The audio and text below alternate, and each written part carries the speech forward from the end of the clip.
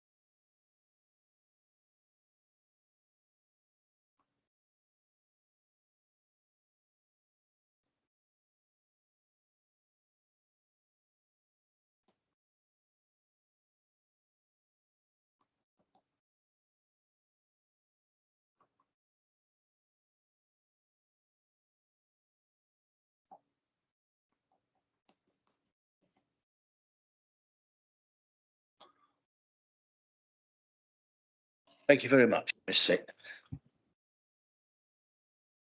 Right, we have apologies for absence. Jamie, please. Thank you, Chair. Good morning, committee. We have received apologies from Councillor Boyden, for whom Councillor Ashton is substituting. Apologies from Councillor Kravis, for whom Councillor Rigby is substituting. Apologies from Councillor Reid, for whom Councillor Lovell is substituting. And we have also received apologies from Councillor Power. Councillors Bradford, Mansell and Orsler are online, Chair. Thank you very much. I'm aware that I do want to give you my personal thanks to those of you that are appearing in the room and those online for the rearrangement of this meeting and coming to Shepton Mallet. It was at my request, not so much to come to Shepton, I think that came from the officers, but my request that it didn't clash with a meeting that happens later today, and which is very important to many of us as well. So thank you very much for coming. I'm sort of smugly inclined to say, well, it takes me half an hour to get here, but it's an absolute joy to only have to spend that amount of time on the road. So I do sympathise with those of you that have come from somewhat further distances. Declarations of interest. Do we have any declarations of interest other than those that we normally would expect? No, thank you. Minutes of the previous meetings. Now we have to approve the minutes of the previous meetings on 20th of March. Have you got has anyone got the pages in front of them? Do we need to go through it page by page? Can I assume we've read it and we approve? Okay, I'm taking that as a yes. So we're approving of that. I would say that also at this point that because of the meeting that's taking place this afternoon, I will cap this meeting if it goes on to 12:30. I'm hoping it won't. Minister of Public Question Time. Okay, we have one member of the public register. Chair, sorry. Dave Mansell. Thank you. perhaps I've made a mistake, and there's lots of papers I'm looking at. I thought there were two sets of minutes, and the minutes for the last meeting I did wish to raise something on. I don't think you mentioned those. I didn't hear. I only heard one set of minutes mentioned. You're right. In my determination to get on, Dave, there were minutes held on the meetings on the 20th of March and the 26th of April. Which one was it you wanted to comment on, Dave? Yeah, thank you. So this is page 29. Sorry, I'll get my camera on as well. There we go. So page 29. It's not a big thing, but nevertheless I feel I should mention it. Dave, let me Extremely interrupt. minor, and it doesn't need 26th of April. Is this the 26th of April meeting? Okay, yeah, the last one we had on water quality. Right, thank you. So page 29, I will just note that 4 and 5 are the wrong way round. So the one about land use strategy was actually the further recommendation sort of added as 5. A bit more importantly, and I don't know whether we wish to correct the minutes, because I did listen back to the recording later on yesterday, and it was a little bit difficult to fully follow, but nevertheless, so I say we don't have to correct the minutes, but I hope something could be recorded that to show that others did think that the one on the task and finish group may have been a bit fuller than what is shown here. So it's got reference to the task and finish group. Now, my recollection and looking back at the recording as well, actually what was very significant to that one and was emphasised at the time, that it was to look at restoring favourable conditions to the Somerset levels and moors, and that hasn't been included in the minutes. But I can see how that one was a little bit difficult to follow from the debate that it took, but I understood that as a key part of it, and somehow that and I don't think that ever got taken out from any of the discussion that followed. So if that can somehow be recorded that it was thought, that's what I believed I was voting on, for instance. Thanks, Dave. I think that. So, Jamie, do you want to answer that one? I will do, Chair. Thank you. And thank you, Councillor Mansell. Like yourself, I've watched the recording of the last meeting several times. And I think this is probably a good reminder to members that when you are voting on recommendations and then amendments to those recommendations, it's quite important to be clear. Hence, within that recording, I ask for a repetition of what you are voting on, and that the wording that is in the minutes and was in the summary of outcomes from the meeting is exactly what members voted on at that meeting. If there is a discussion prior to that, that won't be encapsulated in what you're actually voted on.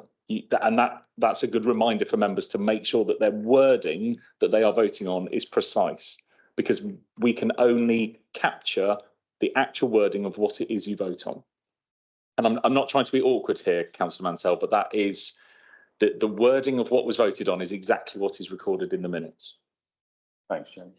I'll give you an opportunity to reply, David. Okay, yeah, if I may, and I'm not disagreeing with what Jamie said. I do accept that, but I think there is a matter of interpretation here, and maybe he's followed it more closely than me, but I did follow it quite closely because this was of particular concern to me. This amendment arose from Councillor Rigby, who made it very clear and emphasised that restoring Somerset levels and moors to favourable condition was one of the most important things that he was saying. Subsequently, officers commented. I suggested a small addition to it. I'm not coming back to that. And subsequently, Councillor Hobhouse made some suggestions, which is, I think, the bit where the options came in. But I understood that Councillor Hobhouse was sort of adding to what Councillor Rigby said, and Councillor Rigby accepted it as a change to the amendment. Now, there was a lack of clarity. I quite agree, but could it be recorded that my understanding, at least from my point of view, was that fifth, the number 5, what should be number 5, and they're muddled the wrong way round, but the one on the task and finish group was about restoring was a working group to look at what was needed to restore favourable conditions on the Somerset levels and more. To me, that is important, and I believed it was important at the time, but things did get muddled on that, I readily accept. Right, so I think we're okay with the change. You mentioned the changing of the order of in your first comment. I think, is there anybody objecting to us modifying that in the minutes? Nobody in the room is, so I'm taking that as read.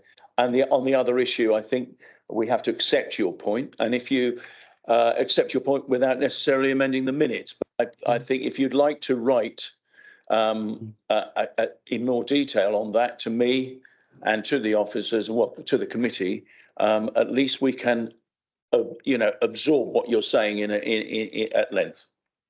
Okay, right. Thank you. Okay. Thank you very much for that. No more comments on minutes? No. Let's go to then, now, Mr. David Orr would like to make a statement, which I believe will be answered later in the meeting.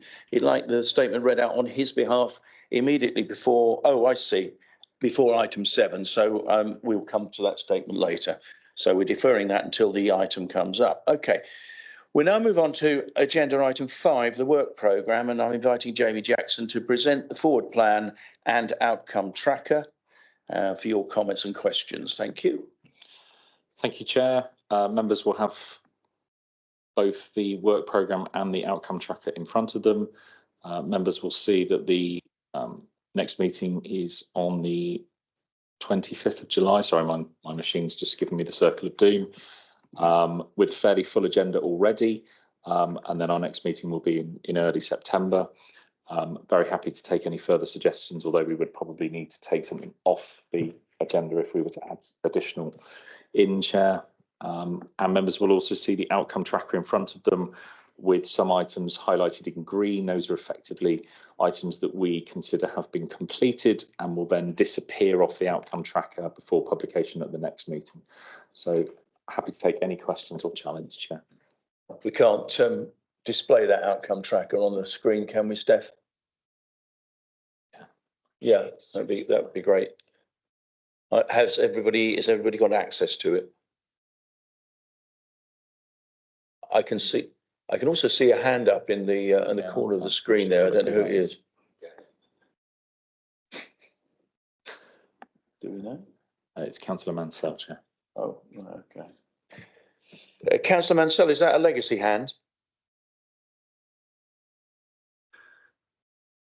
He's gone. No, sorry, I've just lost your. I see the screen's coming. Something's coming up on the screen. Yeah. Okay. Yeah. No, sorry. I've got a couple of points to raise, if I may. Go ahead. A minor one, but one nevertheless that I hope can be done. So this is recording the outcomes on each of these items. Now, some of them are marked as needing a summary being added in. I hope that summary will come back to us. It was mentioned that the green ones will be dropped off, but we actually haven't got all the information on the green ones recorded in the tracker yet. So for me, I would say I think we do need to see the outcome recorded and see, how it's been noted. That's a minor one. More significantly, on page 16, the task and finish group on the energy plan. Can I ask a question and just on what's happening with that now, because we're not seeing what happens with it next. We made a series of recommendations there. At the moment, it's marked needing summary. Now, what I believe should be happening is that our report with the recommendations should be going to executive. So can we be assured that this will be appearing on the forward plan of executive soon?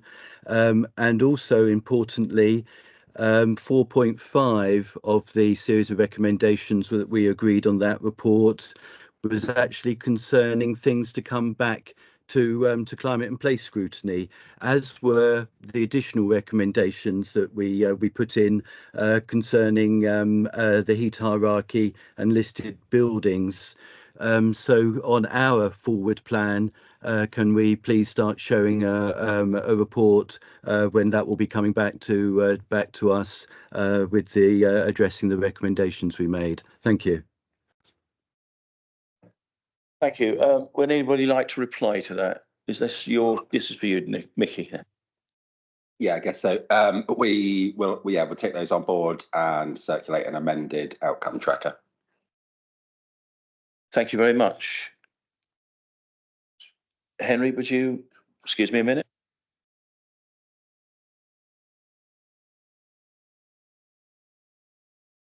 Sorry, Mr. Chairman.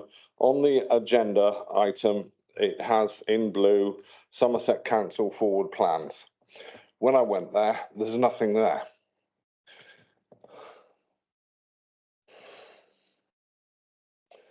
It's at the top in the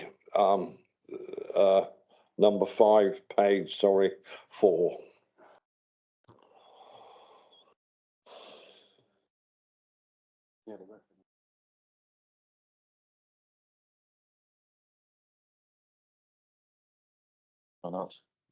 But I click on the same forward link, it brings up all of the scrutiny forward work programmes, the executive and full council. Right, now hit the scrutiny.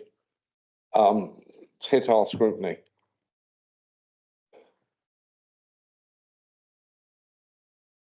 Okay, so it's a technical issue, but it can be accessed. Is that a fair comment?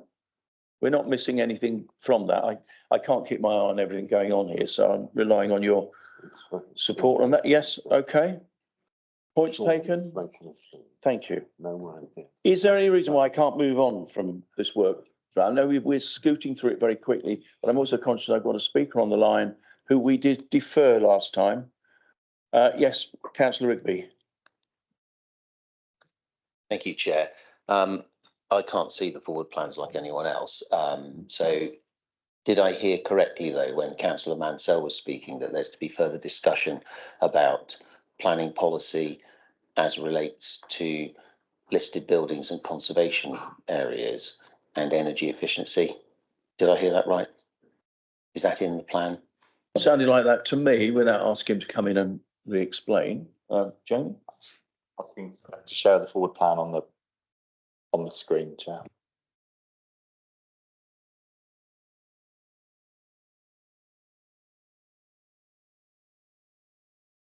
Dave, did you want to come in? You're on our screen. Well, yes, I think it is, as I tried to explain. When we approved that report with our recommendations and additions, the recommendations were to the executive and lead members. So you would expect that to be taken to the executive. And there was a section 4.5 of things that we were asking for information on to come back to us, and they were particularly related to planning. So they're clearly shown in the report. It's 4.5.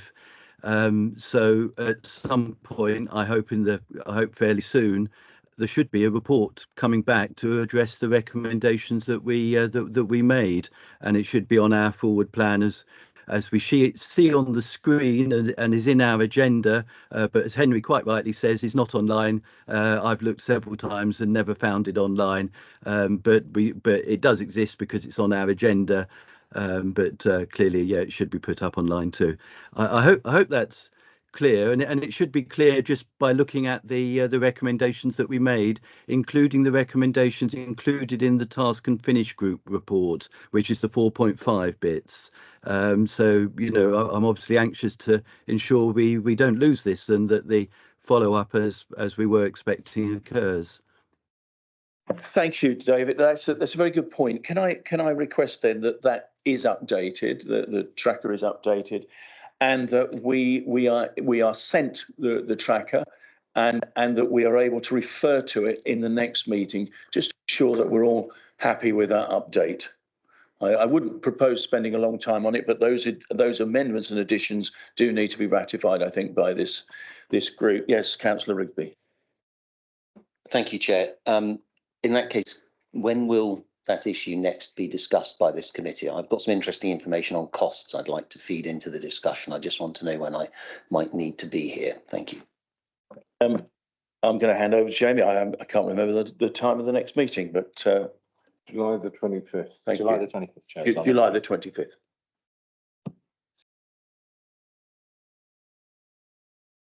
Sorry, Paul Hickson, did you want to comment? I don't think you're on, actually. Can you hear me now better? Yeah, fine. I was going to say that will give us an opportunity to liaise with the officers in the tracker from our climate, environment and sustainability team a little bit more, so that we're kind of looking at the recommendations in here and coming back to you about that cross service. I think that's probably a helpful thing to do. Thank you. I do appreciate that particular meeting that we discussed was a very detailed, very long meeting, and commend the officers for including most of that stuff. But we do have to get our minutes right. We do have to ensure that we are all happy with the outcomes of our discussions and how they reflect on that tracker. So thank you very much. Any further questions? No? In which case I'm going to move on. We're now on, I've got it, thank you. We're now on agenda item 6, and this was held over from a previous meeting, for which I will apologise in advance. It's a presentation from Lancaster University. I'm inviting Dr. Shane Rothwell in a minute to give a presentation on the Somerset Catchment Phosphorus Project. He was due to give this at the 26th of April meeting, and we overran quite considerably. To introduce this, however, in the room, we have Tim Stevenson, who I believe is from Wessex Water. Is that correct, Tim? Sorry, we've met this morning for the first time. Thank you for coming, Tim. Well, thank you very much for inviting us along. So I'll briefly explain the background to Dr. Rothwell's work that he's going to share the detail of with you in a moment. But just to explain the context of this, my role with Wessex Water is Catchment Partnerships and Delivery Manager. So I'm an agricultural advisor, heading up the team of other agricultural advisors and catchment scientists working for Wessex Water, addressing diffuse nutrient pollution around the Wessex region, whether that be nitrate leaching into the groundwaters of Dorset and Wiltshire, or phosphorus runoff into the surface waters of Somerset. I'm here today on behalf of the group of partners who have commissioned the research that Dr. Rothwell is going to be updating us on. Those partners who have funded this work are the Environment Agency, Natural England, the Somerset Catchment Partnership and Wessex Water. And we've also had the support of the National Farmers Union with this, and particularly involving farmers in the project. And so there was a stakeholder meeting where Lancaster University shared their initial results just over a year ago, and there will be another one upon the conclusion of the project later this year, where farmers and various industry representatives attended the last one and will attend the next one. This work builds on other research that's already been done, for instance, by Plymouth University, looking at what's happening to the phosphorus within the protected sites themselves.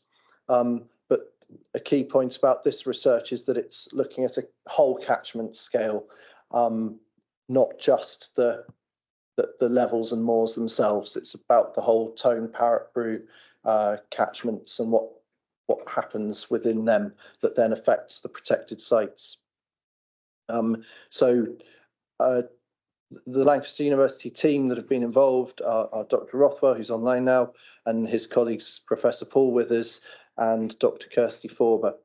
And the reason they were approached to do this work is because they'd done very similar projects in Northern Ireland and the River Wye catchment, which are also have phosphorus as a major water quality issue. And it was felt that this was an evidence gap that needed filling, because a lot of work to tackle phosphorus in water looks at the stages where it is mobilized in the field and then runs off, and then ways that it can be buffered. But this takes it back a step to look at the actual source of the phosphorus, where it's accumulating in excess, and then what can be done about it, which is an essential stage. But more of that from Dr. Rothwell. And then the work will have taken over 2 years by the time it concludes later this year. Stage 1 was a substance flow analysis to look at the flows of phosphorus into the catchment, within the catchment, and then what was leaving the catchment, with the difference being what's accumulating. And there are some interesting scenarios that the university have come up with about how that could be changed and what the impact of that would be. And then the second stage that is currently ongoing is about quantifying how much legacy phosphorus there is in the catchment after more than a century of phosphorus surplus, of annual phosphorus surplus, and then most importantly how that links to the actual water quality, because a kilo of phosphorus in the soil isn't the same as a kilo of phosphorus in the water, in that not all of it is going to leave that soil. So how does a particular surplus of phosphorus in a given place lead to excess phosphorus in the water? So that's the background to this project, and I personally have found it an absolutely fascinating project to be involved with. And it's been good that what's been learnt in other very sensitive catchments like the Wye in Northern Ireland is now being applied in Somerset.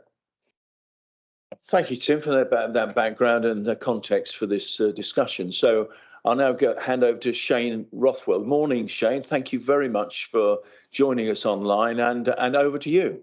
Thank you, Mr. Chairman, and thank you, Tim, for the introduction. I will share my screen with you quickly.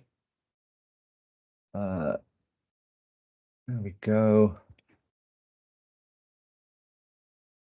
Bring that back up. So can everybody see that okay? Yes, thank you. Okay, thank you. Yes, and thanks for the introduction, Tim. So I'm presenting the work that we've done in the Somerset catchment.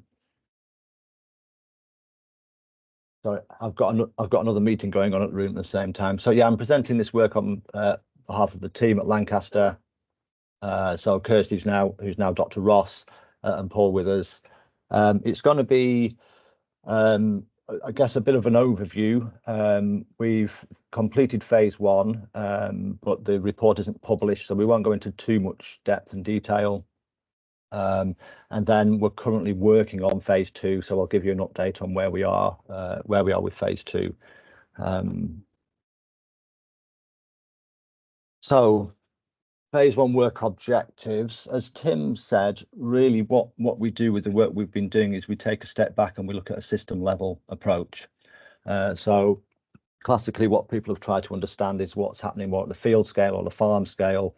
And we step back and we look at the full food system, because it's the food system where the phosphorus is coming from. And we really believe that you need that fundamental understanding of the food system before you can actually have any meaningful change on or impacts on water quality. So our overall aim was in phase 1 was to understand the food system input pressures into the Somerset levels and moors. And we've also done some work for the Dorset Stour catchment as well. So the specific objectives, so we're quantifying the food system P inputs, outputs and internal flows using an approach called substance flow analysis, or SFA. And then the SFA, we will link that to water quality, to P loads actually in the rivers in the study catchments. With the SFAs, we can then do some scenario analysis to look at the impacts of system change on water quality. And then, as Tim also mentioned, we held a stakeholder workshop. So this was our remit. So we did substance flow analysis for 4 catchments. So we did the Bruinats catchment, the Parrot, the Tone, and then what was determined to be the impact risk zone, or the IRZ, which is outlined by the black here. So we produced 4 different models using this substance flow analysis approach. So just a brief description of what that is.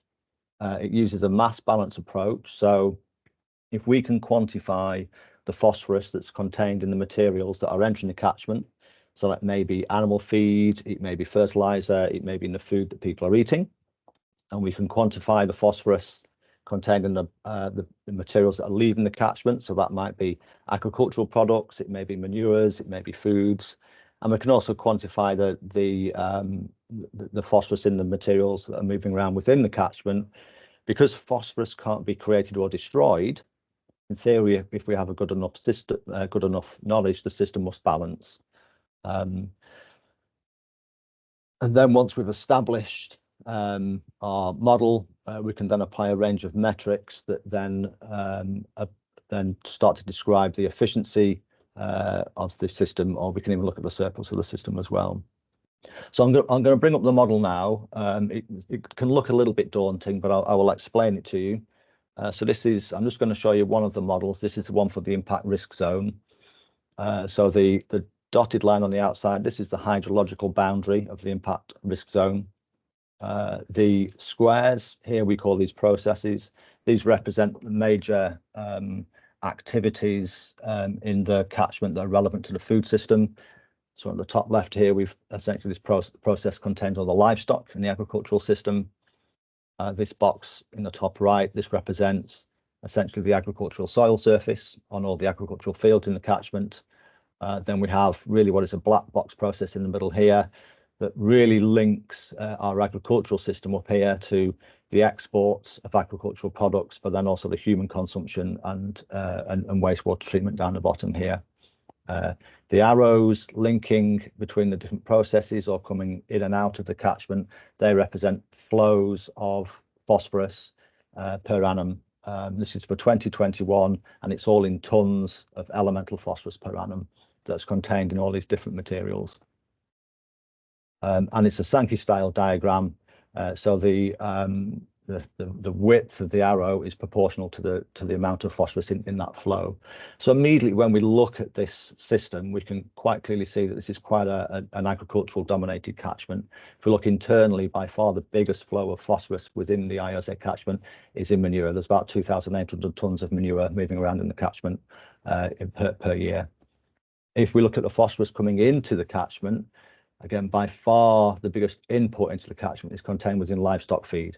So somewhere around about 1,800 tons of phosphorus contained in the livestock feed that's been imported into the catchment, much less so for fertilizer. And then being a significant agricultural producing area, as you would expect, there's quite a large export of agricultural products. This process here, this is really what's interesting. So this is our agricultural soil surface, and we've got all our inputs going into our agricultural soil surface. We've got our fertilizers, we've got our manures, and we have some biosolids as well going into the agricultural system from wastewater treatment. And then we've got some losses to water there, and then we've got our offtakes. We've got our offtakes in grass that's either been cut for silage or been grazed by the livestock, and or taken off in crop products from the agriculture, from the arable sector. So the difference between those inputs, those phosphorus inputs and those phosphorus offtakes gives you a surplus, gives you an annual accumulation of phosphorus above crop requirement. And we can see for 2021, around about 900 tons additional phosphorus was applied to the agricultural soil surface that was actually required and uptaken by the crops.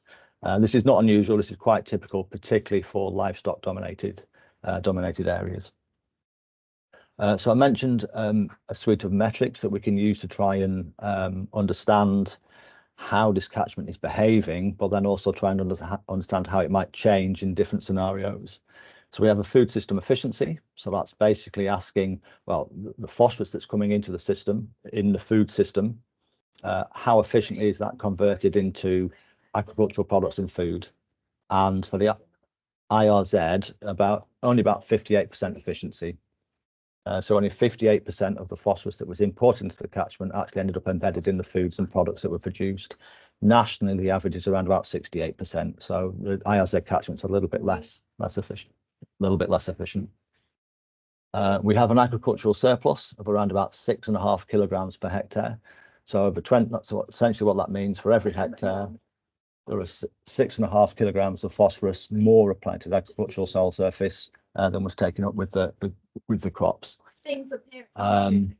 So NAPI, we call this net anthropogenic input. This is a really helpful indicator of the overall pressure on the landscape. So it's essentially a combination of the agricultural surplus and the phosphorus coming from wastewater treatment. We have a normalized value for loss to water in kilograms per hectare, and we have a source apportionment. So for the IRZ, we would source apportioning between agriculture and wastewater, roughly 50-50 for the IRZ, slightly more apportioned to wastewater. So those are our metrics. So one reason why we think NAPI, or this indicator, the net anthropogenic input, is really, really important, is we actually can establish very, very close links between the pressure on the landscape and actually what is lost from the catchment.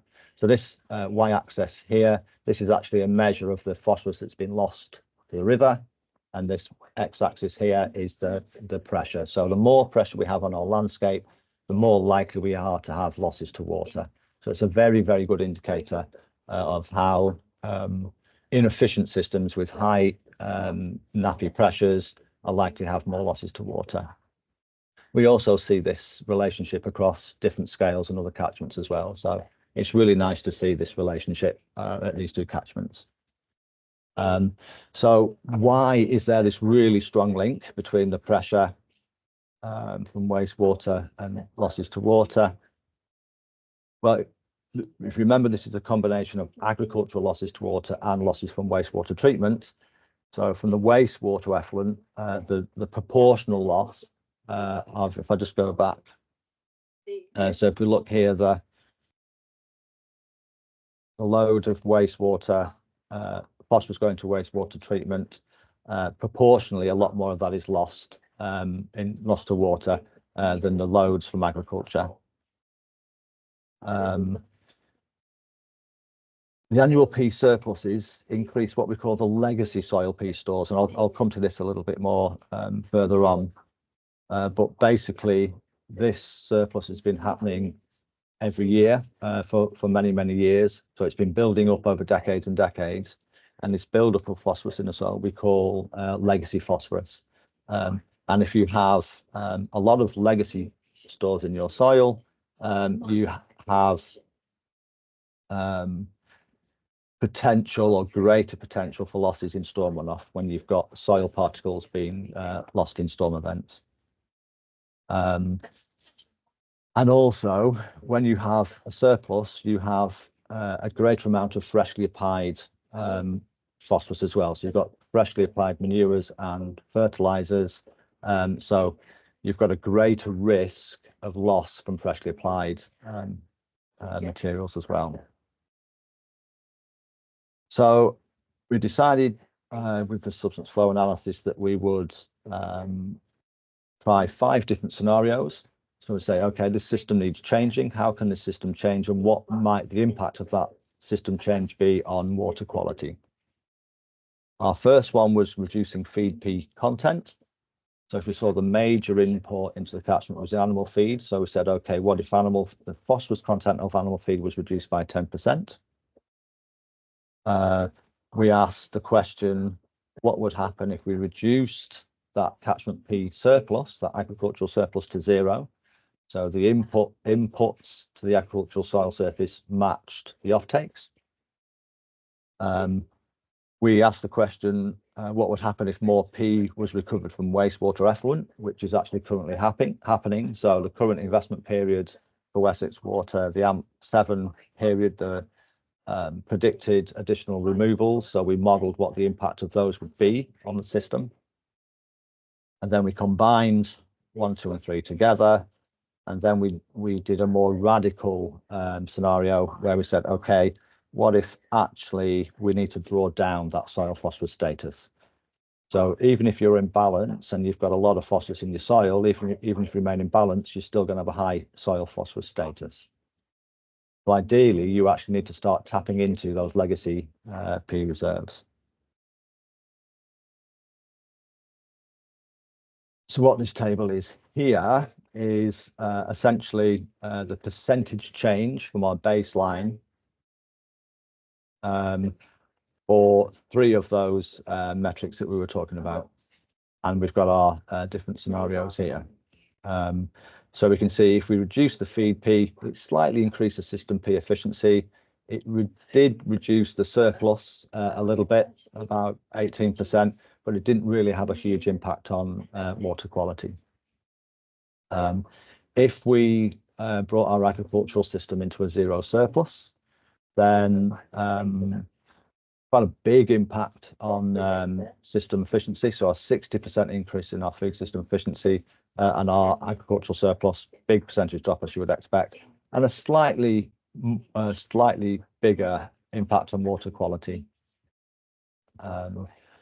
Wastewater P removal, which is currently happening during AMP7, doesn't really change the system efficiency. Has a slight increase in the agricultural surplus because the additional P being removed is likely going to go into the agricultural land, but quite a significant impact on water quality. So the total P loss to water came down by over 20% in that scenario.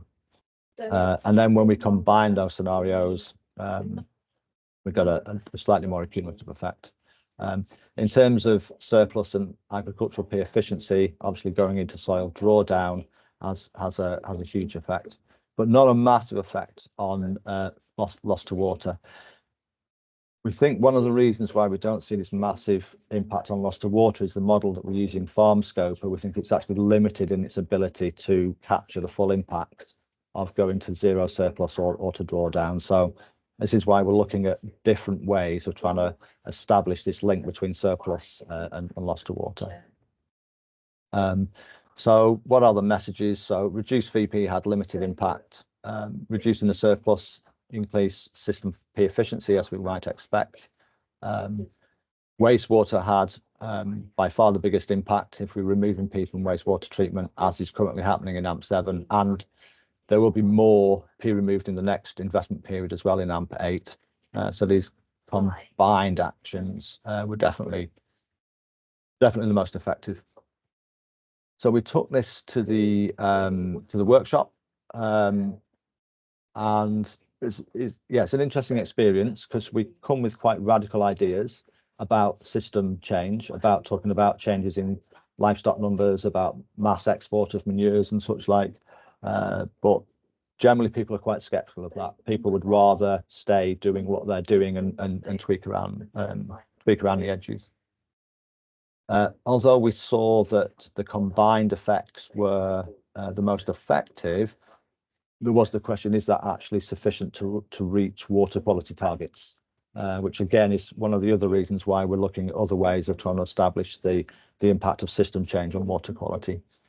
And another piece of feedback as well was really a lack of knowledge. So if there was going to be major system change, people really weren't sure how they were going to go about it. There's lack of knowledge, a lack of direction on how that might be facilitated. And at the bottom here, we've got a new source apportionment for the combined scenario. Come see. So basically, when the wastewater treatment changes are implemented, the source apportionment drifts much more towards agriculture. So agriculture becomes more responsible for wastewater losses. So these are the messages and recommendations from phase 1. So we've done the preliminary research identifying the sector contributions to the P input pressures in the landscape. We suggest that probably major feed system change may be required to reduce the river pollution threat. This is likely focused on the livestock industry and manure P excess, because the major flows in the system, the major imports are from livestock feed and the major imports are from livestock manure. So the challenge is, how do we manage that excess P in livestock manure? Wastewater P loss is very high relative to inputs, but these are currently being targeted in AMP7 and AMP8, and we modelled the impact of AMP7. But really what we needed was greater clarity on how this surplus from agriculture impacted the P river pollution, and that's really where we moved on to with phase 2. So we completed phase 1, the report is written up but it's not yet published, and we are currently on with phase 2, which I'll talk about now briefly. So what we wanted to do was quantify how the historic legacy has impacted on the catchment, and this is the work that Professor Withers did. And then really start to understand the link between those input pressures and water quality. And then with that, we can then really start to come up with some real clear recommendations for how to reduce the risk of pollution from agriculture.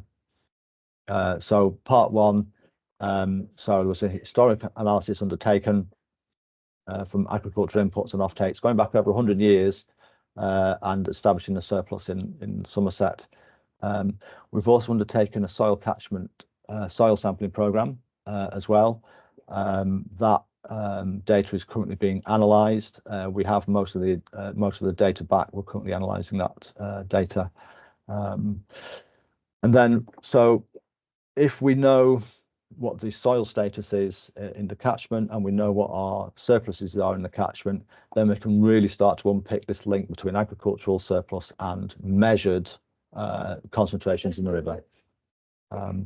So really, we're pulling together all the data that we have in the catchment, and then we're going to model, building quite a simple model that links the agricultural surplus, the soil plea build up, and then what is the release from that soil to water via runoff. We're also going to undertake a literature review as well that's going to try and understand how long those legacy stores may be residual in the catchment. So if we can start to tap into those legacy stores by actually going into catchment drawdown, what's the timescale for that? But really, the big picture is assessing the impact of on River P of reducing that surplus and soil peel drawdown. And as Tim mentioned, later in the year as well, we'll be running another workshop to feed back the phase 2 work. So historic surpluses. So this is the work that Professor Paul Withers did. Essentially, he went all the way back to 1870 in the agricultural archives at Reading University and took data for every 5 years. And this is what he came up with. So what we have in this top figure here are the total inputs into the Somerset catchment, and then the total offtake in the crops. And then in the bottom figure here, this is our annual surplus in the blue line, and then this is our cumulative surplus. And interestingly, we can see even back then, the likelihood is that actually the catchment was in agricultural surplus. There was more phosphorus going onto the agricultural soil surface than was being off-taken in the crops. And what that means is we've had a continual build-up of phosphorus in the landscape over that period of time, the equivalent to around about 2.5 tons of phosphorus per hectare over that time period. So it's interesting to note that it's not a recent problem, and actually the surplus peaked somewhere around about the late 70s, early 80s, and has steadily been coming down. But we are currently still in surplus. So there's a huge amount of phosphorus that's gone onto that landscape over the last 100 years. So it's received a lot of pressure from agriculture. This is the soil sampling data. Apologies for the slightly sketchy map. We are going to produce a proper map in GIS. But so really what we're doing here, we've collected soil samples from 26 different farms. It equates to 236 samples in total. We've sampled at 2 different depths. So we've sampled at 0 to 15 and 15 to 30 centimetres. Typically, farmers would only sample down to 7.5 or 15 centimetres. So we're looking a little bit deeper to see if any of that phosphorus is migrated lower down into the soil profile. I mean, classic soil science would understand that phosphorus tends to reside in the top layers of the soil, but we wanted to understand if there's phosphorus in the deeper layers, and that might help us account for all the phosphorus input that's happened in our models. So we've spanned the 3 catchments. We've got quite good distribution. It's quite tricky because actually in this catchment there's a huge variation in soil types, probably more than anywhere we've looked previously. So we've really had to try and capture all the different soil types within the catchment. And there are various soil analyses that we're doing, some fairly standard agricultural analyses. Well, then things like the oxalate extractable, those give us an indication of the ability of the soil to actually hold on to phosphorus. So we can determine a phosphorus absorbance capacity. So we're essentially measuring the binding sites for phosphorus in the soil, and also we can understand how saturated that soil is as well, so how full that binding capacity is. And there's quite a clear relationship between the saturation of the soil with regard to its binding capacity and again the risk of loss to water. And also we're going to do what we call this decibel analysis, and this is a lab-based modelled approach to measuring runoff risk as well, or phosphorus in runoff risk. So this work is very much ongoing at the moment. So we're just finishing off some of the analysis in the labs, and we're processing all the data as we speak. So this is where we get into the relationship between this agricultural surplus and the riverine phosphorus. And really, we want to try and really nail down this relationship between agricultural P surplus and agricultural P soil status and the risk of loss to water. I won't go into this in too much detail. It's quite complicated, but essentially what we can use is something we call CQ analysis. And what this analysis does, it looks at the relationship between the flow in the river and the concentration in the river. And to put it quite simply, so on this x-axis here, we have our flow, which is increasing, and on the y-axis, we have our concentration here that's increasing. If the flow is increasing and the concentration is decreasing, as we see in this portion of the curve here, basically the flow is diluting the phosphorus concentration. This is very classic of what we would call a point source signal, for example, from a wastewater treatment plant. So where we see this relationship, we can be fairly confident that this phosphorus is coming from wastewater. The opposite, when the flow is increasing and the concentration is increasing, generally what we're seeing there is mobilization of P from agricultural fields. So this, if we see this signal, we're looking at diffuse signals from agriculture. So from different points across the catchment, we can start to understand what are the main sources of phosphorus using this CQ analysis. And using, this is just some preliminary data that we've got now across the 2 catchments that we've been working with. So that relationship that we saw with the NAPI, it holds really true with the agricultural surplus. So we've got a very strong relationship with agricultural surplus and total P exported into the river. So it just demonstrates that how critical agricultural surplus is, or managing agricultural surplus is to water quality. And this is so this is about release, predicting the release from the legacy soil P release as well. So we've got our historic analysis, so we know how much P is accumulated historically. We have our soil data from our soil samples, so we can start to see what those legacy pools are. So we can start to understand actually how much phosphorus is in the agricultural soil in the catchment. So we're collating available soil P data. There are, so this is some previous data that's been done that Paul's done under a phosphorus or phosphate loss tool. So very clear relationships between the soil P status, so this is Olsen P, so this is an agronomic measure of the soil P status, and then the total dissolved P. So this is the phosphorus that's lost in runoff.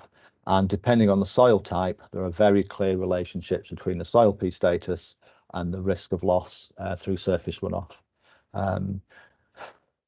So this is work that was established previously under a different phosphate loss tool. So this essentially is what we're hoping to produce in the Somerset catchment. So we'll produce a similar piece of work. So for each of the soil types within the catchment, we'll be able to determine that for the Olsen P status of that soil, what the likely loss from that soil will be under a diffuse loss scenario. And then the decibel analysis, so that's the desktop approach, essentially is a modelled way of trying to come up with the same data, and hopefully between with the decibel analysis, we'll be able to really understand what's going on. So that's me. So that's a bit of a whistle-stop tour through what we've done. Very much an update. Hopefully not too complex, but I would happily take any questions now. Thank you. Shane, Dr. Rothwell, thank you very much for that. Really useful, very interesting. And I know I've got a couple of questions to start with, and as ever, the Vice Chair has put his name down before anybody else. So, Henry Hophouse, please. Thank you, Mr. Chairman. Thank you, Sean and Tim, for a very good presentation. You know what I'm going to come up with in a minute, Tim, because I did it on the discussion we had after the first thing. But the first thing I want to make clear to this committee is that the restrictions on the water going onto the levels is not taken into account by your work, Tim. Would you like to confirm that? We knew straight away that 10 was wrong. I'll let Shane answer that. No problem.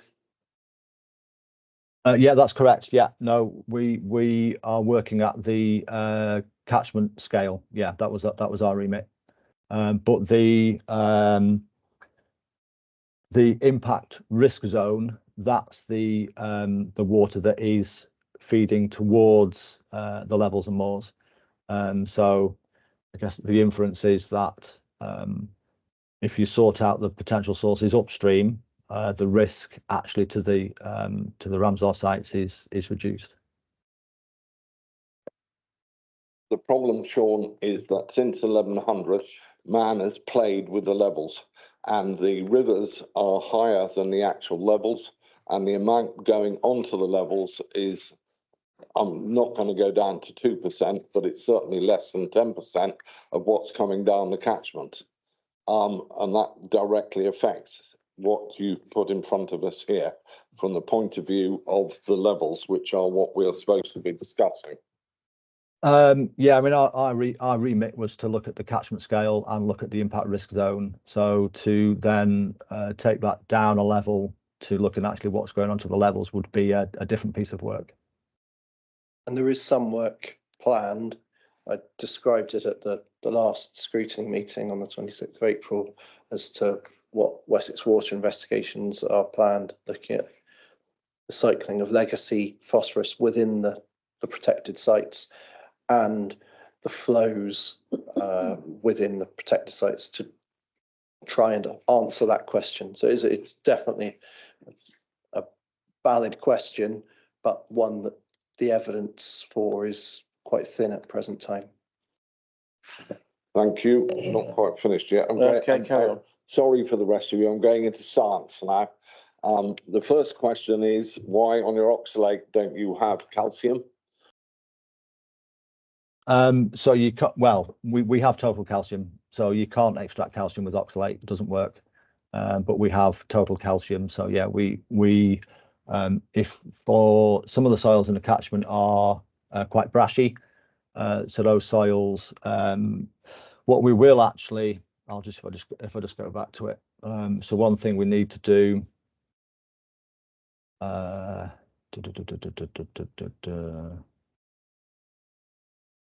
Here we go. Yeah, so if needs be, so what we're going to do, sorry, I just sort this out. So we will have, we look at all the data from the oxalate perspective to start with, and there is a question mark of whether the oxalate method works with high calcium soils, and some of the soils in the catchment are what we call brashy, so they are high calcium. If it becomes clear that those soils are not working within our model, we have another approach we can use called the single point isotherm. So it's an alternative method of essentially getting that saturation index and that absorbance capacity. But we will only do that if the oxalate method is not working for the brashy soils. One final question. On your graphs, I can't see any use of the pH on the way the flow. And I've had this discussion already, Tim, you know, because for the rest of you, anything below 7 is iron, anything between 5 and 9 is aluminium, and above 9 it's normally calcium that's holding the phosphate in the soil. And on the graphs I can see no variable of the pH. Yeah, we have all that data. That'll all be looked at when we do the analysis. But yeah, I mean, there are many factors that we'll look at in terms of the modelling. So we'll look at the pH, we'll look at the total calcium, we'll look at the organic matter content, we'll look at the silt fraction as well, because that can have quite an impact on the absorbance capacity. So yeah, in the full analysis, all these things will be taken account of. Thanks very much, Shane. I've got next question from the executive member. It's Councillor Dixie Darch.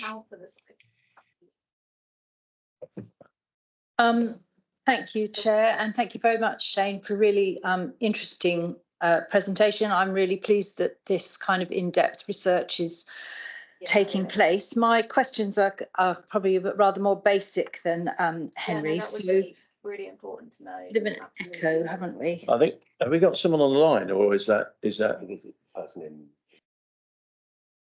Oh, is it? Okay. Okay, I'll carry on anyway. When you talk about bringing the agricultural system into 0p surplus, does that mean no fertilizers, no livestock, or does it mean some farming using livestock and fertilizer, but taking into account whatever crops are taking up that P? So that's kind of, it was a really rookie question, but I need to know that to understand it. My other question is a bit more kind of almost philosophical, really, that if we did all of this, if we reduced, if we stopped the phosphorus input onto the levels, what would happen to the legacy phosphorus? And it was really interesting seeing that peak in presumably fertilizer use in the 1970s.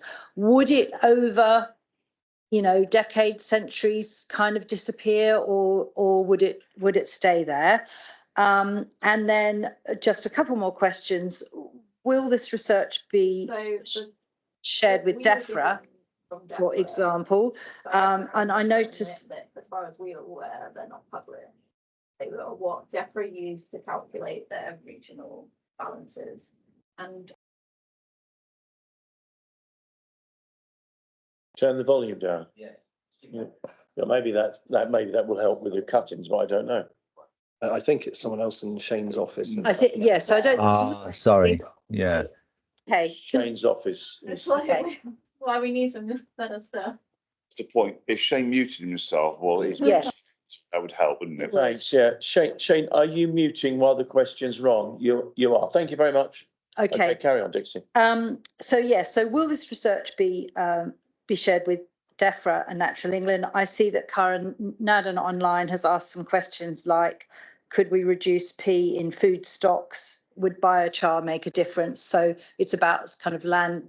Is that going to feed through to land management organisations that can guide that?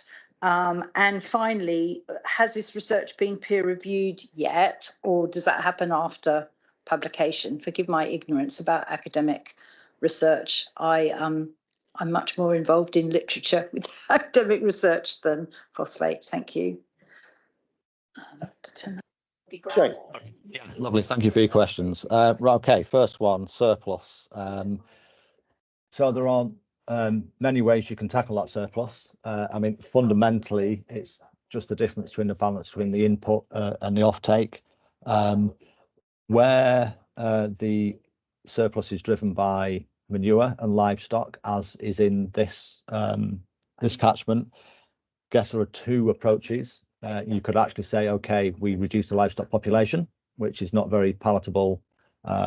Just a different, slightly different. To the farming population, or what is probably more feasible is looking at actually manure export. So there are parts of the country, particularly in the east of the country, where we have much more arable dominated systems that would quite happily take that manure as a fertilizer input. This has been known for a long time. There are all sorts of logistical challenges about moving manure. There are also questions about manure is not just phosphorus, manure is also organic matter, manure is also nitrogen, both of which it would be very good if they could stay in the catchment. I can't remember what we did in our scenario. I think what we said in our scenario, we reduced some fertilizer input and then we exported some manure. So, you know, there are many ways you could do it. It's just really about changing that agricultural system. And yeah, where manure is the main problem, it's about livestock numbers and or manure export. Does that answer your question? Yes, it does. Thank you. Okay, yeah, thank you.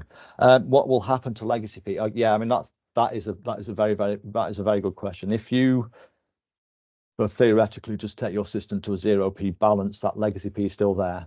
So in theory, it is still a diffusion risk.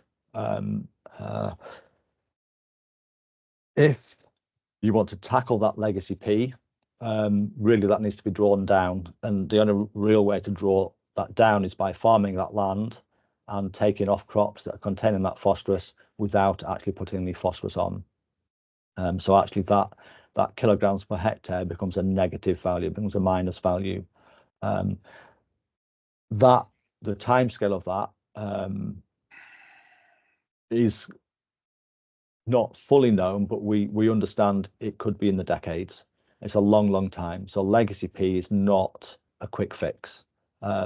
It's a long-term fix, and it's really important to understand that, you know, this is the impact over 100 years of farming. It isn't going to be fixed overnight.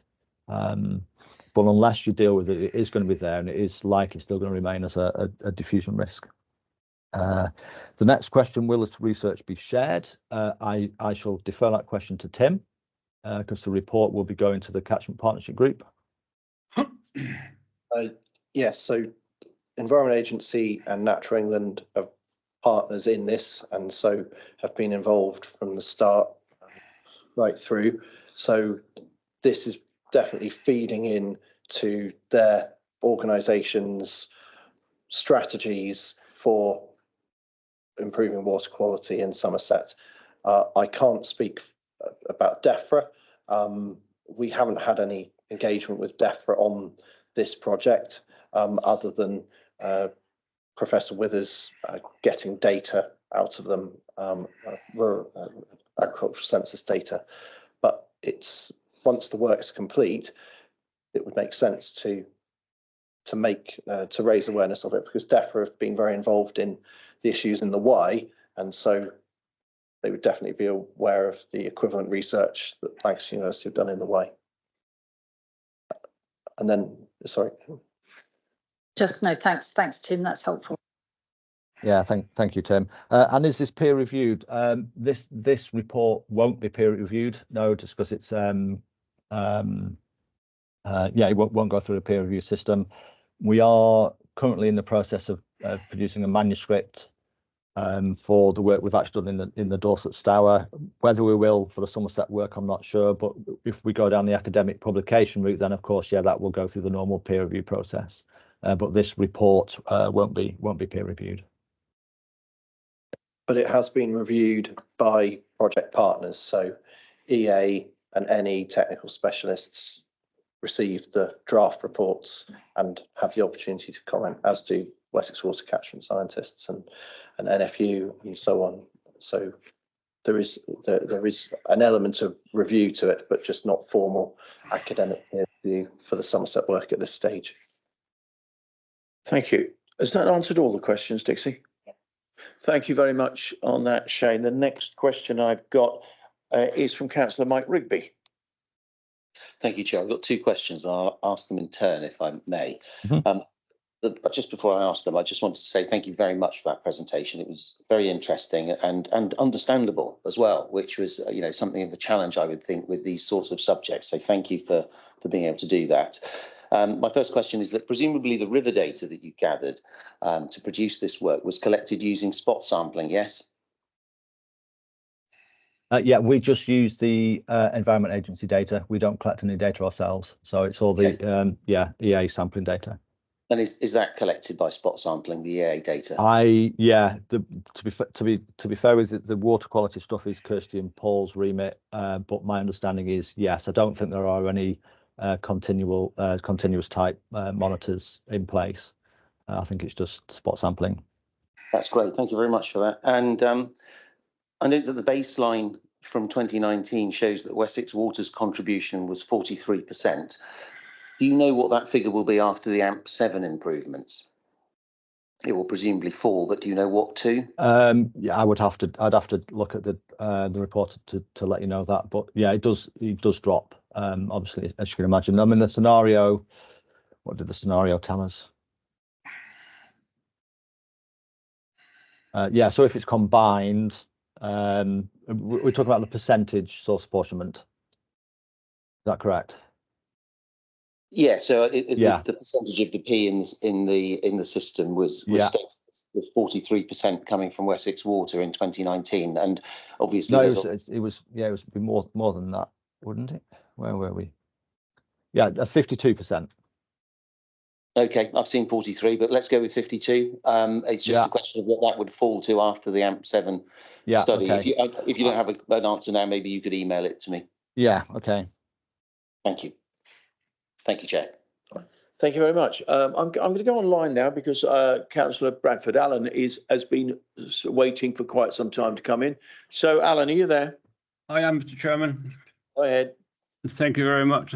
Thank you, Dr. Rothwell, for a very interesting topic and what a vast subject it is. And when you go back over 100 years, I was quite surprised to see some of the charts you were putting up, actually, because farming has changed a lot in 100 years. That to change probably more in the last 20 than anything at all. The introduction of slurry and bigger cow units, etc., etc. Whereas before all that was about, people were on dry bedding. I don't know what you probably don't know what I mean by that. Using straw, a lot of it. And there was no runoff at all from any of the farms then. And that's how it was. They were smaller, a lot more manageable. The soil was looked after a lot better because you took the farmyard manure out, which you made with the straw. The earthworms took it down, and the earthworms improved the drainage, and that's how you improve your soils. But things have changed through economics. You've all got very, very cheap milk now, caused by the influx of these big dairy units, which are getting bigger and bigger. It's the only way they can survive. And you've got this stuff that comes at the backside of cows that are really causing a tremendous change. So my question is, if we went back to smaller units and dry bedding again, would that make a difference? And by the way, I'm a farmer for 77 years, learning all the time. I did have farm on the land on the Somerset levels when I was a bit younger. And believe it or not, we used to sow basic slag on those fields early in my farming career. And you know what basic slag is? It's a byproduct from the South Wales mines, rich in phosphate to make the grass grow, believe it or not. I don't want to bore you. I said that at the last meeting. But you've got a chap here that probably on this committee know what he's talking about. You've got a lot of experience and you've visited a lot of farms and you see the changes going on. And I can't really understand why you got it in your mind to take manure to the east. because that floods just as much as the Somerset levels. It's all under basic sea level, you know that. Eventually, a lot of that will be taken back by the sea. Correct me if I'm wrong. I just like your input on a couple of those questions. But I could talk for this on a lot of time actually, because when you go on the Somerset levels, the soil types do change. Some's very, very thin. Everything runs straight through it straight away. Hopeless soil, grade 4, 5, 6. That's why it's so cheap. You go on the better land, it retains moisture, retains all the nutrients. Then you're on grade land. And that's why you've got such a big difference in the value of land. You've got grade 1 land, anything from 12 to 20,000 an acre, and you've got the grade 3, 4, 5s that are peat. Not much good for anything else but growing grass. Having said that, people have started ploughing it when they shouldn't do, probably growing a lot of maize recently, and that's why you've got other things happening in agriculture. But I'm sorry to harp on, but I find this subject so interesting that I could talk about it for a long time. So any thoughts on that, Doctor? Yeah, thank you. No, and I also I can get, yeah, I can talk all day about phosphorus and farming systems. So yeah, I'll quite happily chat all day. But I mean, your first comment then, talking about, I guess, what I would class as more extensive type farming systems, and there's no doubt that more traditional, more extensive farming systems, they rely much less on external inputs. So where we see the big phosphorus surpluses that are driven by manure, it's mostly driven by intensive agriculture, mostly by intensive dairy systems or intensive poultry systems, because those systems are so reliant on external feed input. So the phosphorus that those livestock are being fed on, obviously for cows, there is some phosphorus coming from grass grown within the catchment, but there's also a large amount of supplementary feed. Often that supplementary feed is in soya and maize that's coming over the Atlantic in boats. So we have this phosphorus coming into the system because the modern bred livestock demand high energy, they demand high phosphorus, and then only so much of that phosphorus can actually end up in the product. So it can only actually end up in the milk, or can actually end up in the carcass of a broiler chicken, for example. So the rest of it ends up in the manure, and what is in the manure in these intensively dominated areas far exceeds what can be grown locally in the crops. So if your farming system is more reliant on what you can actually grow on your farm or grow locally with minimal inputs that are more in balance, that would be a much better farming system. I mean, the challenge that we have, as I've no doubt you know, is our food systems have driven farming down these intensive routes for efficiency. That's really, and this is a really important point to make, and one that we try and stress, that we don't see this as a farmer problem. We see this as a food system problem. It's the food system have driven farmers down this road of intensification, where they're very, very heavily reliant on these external inputs, and that's what leads to these surpluses. Your second point about moving stuff to the east, I mean, there is demand. I mean, our analysis shows that a lot of the arable areas in the UK are actually currently in phosphorus drawdown because fertilizer prices are so high at the moment. There is actually more coming off in our arable crops in the east of the country than's going on. So if you can match those offtakes with those inputs, there's no problem in using those manures. The nutrients in those manures, if applied correctly, will be utilized and won't be a eutrophication threat. It's just the logistics and challenges of how do we move nutrients from one side of the country to the other.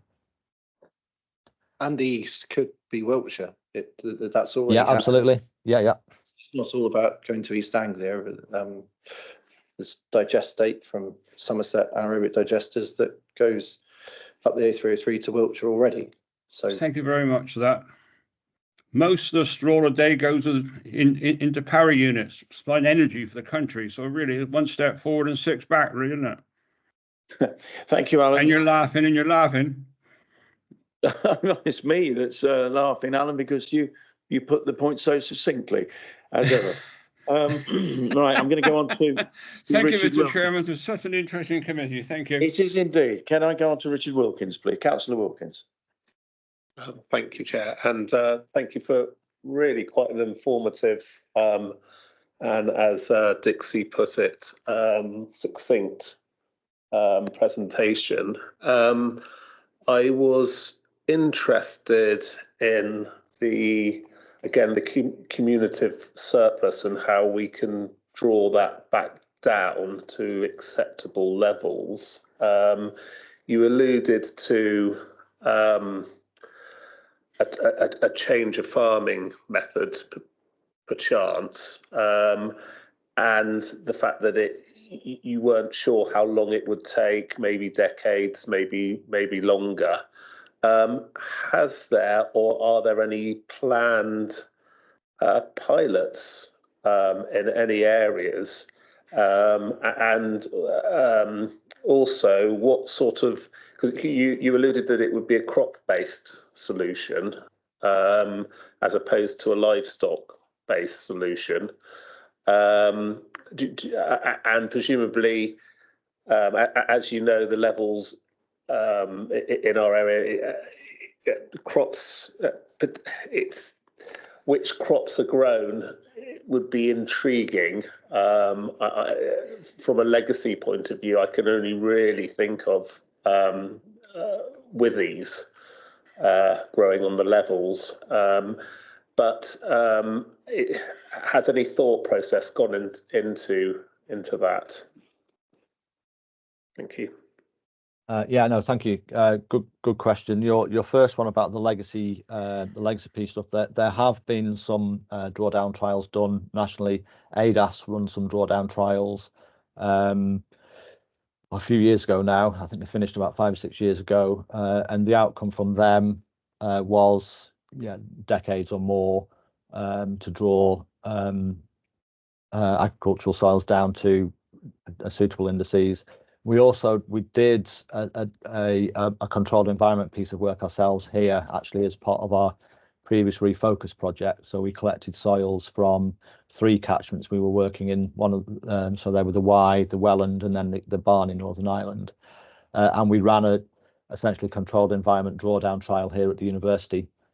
We essentially grew ryegrass in some small, what we call mesocosms pots, for nearly 2 years without any phosphorus input, so we could start to model the drawdown rates in those soils. That's not published yet, but the initial findings kind of agree really that decades or more.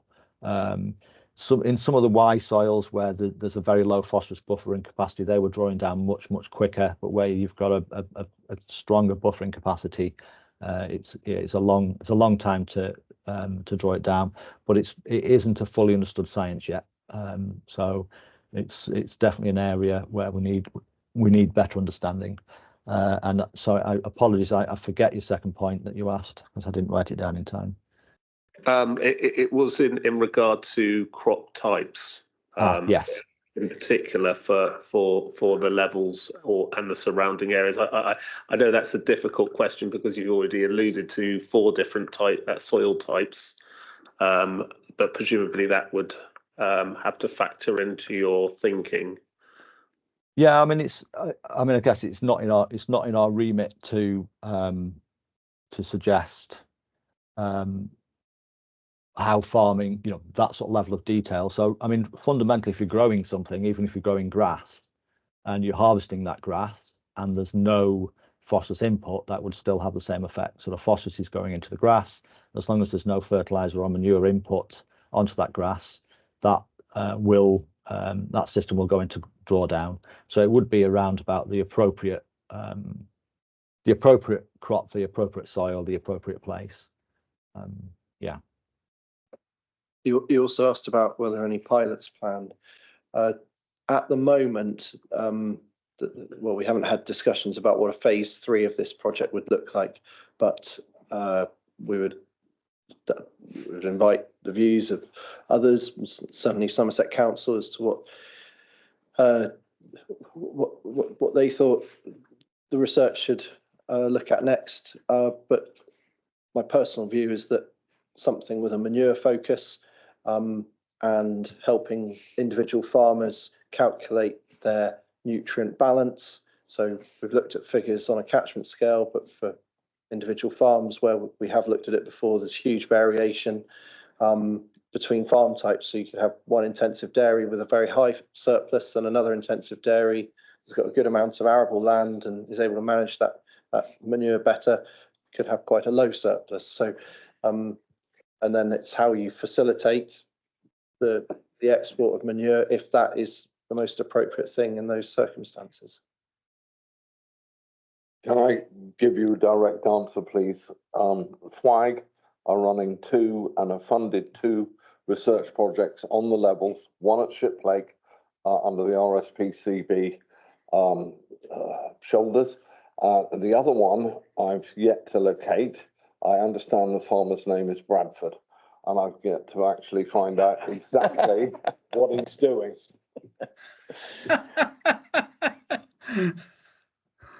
Do we need to come back to Shane on that one, or is that's a satisfactory answer? Yeah. Okay. Look, I'm going to have to cap this very soon. I do appreciate all the questions that come in, but we're running over time as ever. And so I've got Steve Ashton, Matt Martin, and Ros White online, and then I'd like to close it unless anybody has any serious objections. So once again, off the substitutes bench, as usual, making an impact. Steve Ashton, please. Run away. Sorry. Instead of they won't echo in here. I'm going into your computer. Thank you. My question relates to the biosolids going from the wastewater treatment works to the agriculture. It seems like you're putting extracted phosphate back into the system. What are the opportunities or implications of breaking that link there? Do you want to go first, Shane, and then I can follow up?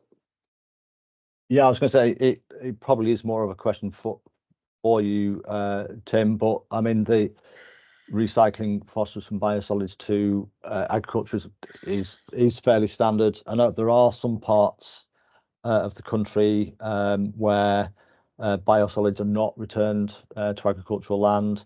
We're currently working with partners in Belgium and the Netherlands, and in Northern Ireland. All their biosolids are actually incinerated to produce energy. So there are alternative approaches. But from a circular economy perspective, so one of the challenges we have with phosphorus is that it is a finite resource. And we are in this country entirely reliant on imported mined phosphorus to meet our food system demand.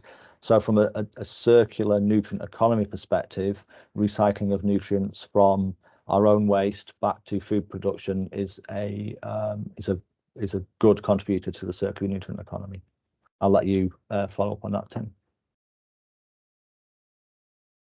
Yeah, with all organic manures, it's how you use and manage it. So biosolids applied according to a nutrient management plan where there's a crop need.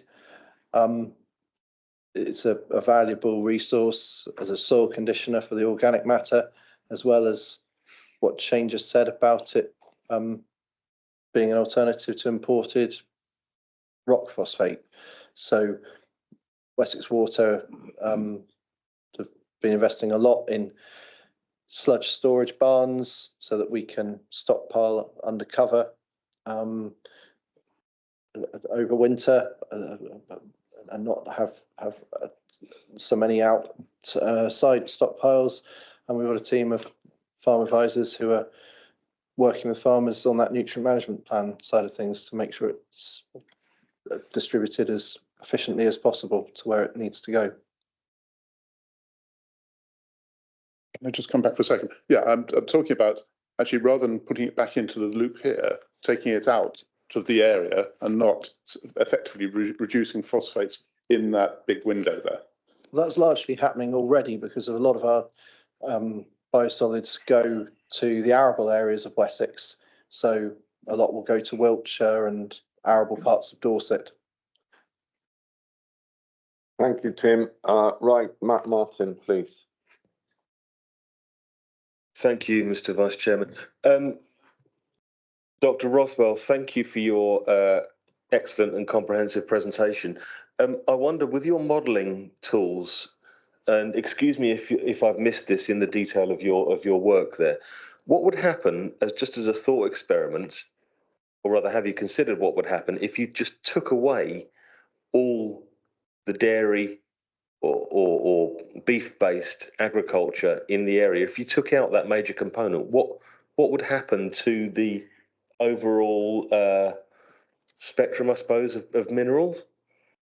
Would that immediately resolve itself, or would there be an immediate deficiency in other stuff? Does that make sense? Yeah, I mean we're talking here about really radical food system change, and so okay, so for example, so let's remove the dairy industry from the catchment. What would the impact of that be? We haven't modelled that. It's probably a little bit too unpalatable for people, but I mean, it is something we could model. And you know, most of this livestock feed import and most of this manure here is attributed to the dairy sector. I mean, it's not that straightforward, because if you remove the dairy sector, then what's going to happen to that agricultural land? Is that land still in production? Is it going to have alternative production? Is it going to go to non-agricultural use? If it goes to non-agricultural use, what then is happening to the legacy P? But from a system perspective, a radical change like that would hugely change the dynamics of the nutrient flows. But there are bigger questions then of how that land is used, and in particular, what happens to those legacy P stores. Thank you. If I can just quickly follow up on that, I mean, that's an interesting idea, in as much as, from my point of view, from a political point of view, this may be an experiment which is about to run itself, in that we have beef deals coming in from Canada, New Zealand and Australia, which are going to greatly undercut our own beef production, not necessarily dairy production. So should that happen, and the farmers around my way, especially out on the levels, find that it's just not economically viable to produce beef, this may be an experiment that runs itself, at least in a small way. Yeah, absolutely. And any scenario like that, if we have numbers of, or percentage of change, or numbers of livestock changes, we can model those scenarios. Yeah, absolutely. Thank you. And finally, Councillor Roswyk online, please.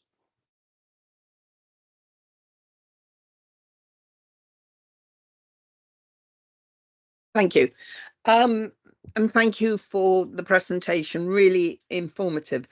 I'm just curious about the sampling a bit more. I appreciate you've taken other people's sampling, but I don't know whether you've looked at them at all in terms of have they been sampled throughout the year or just in certain times? Because I'm aware that obviously farmers put phosphate on their land at certain times, and when the water is extracted, again, maybe other times in the year. So I'm just wondering if we're adding two and two together and getting the right answer. The second question I have is that in my part of Somerset, the Brue and the Sheppey have the rivers have overtopped quite considerably for the first time in some areas for probably centuries.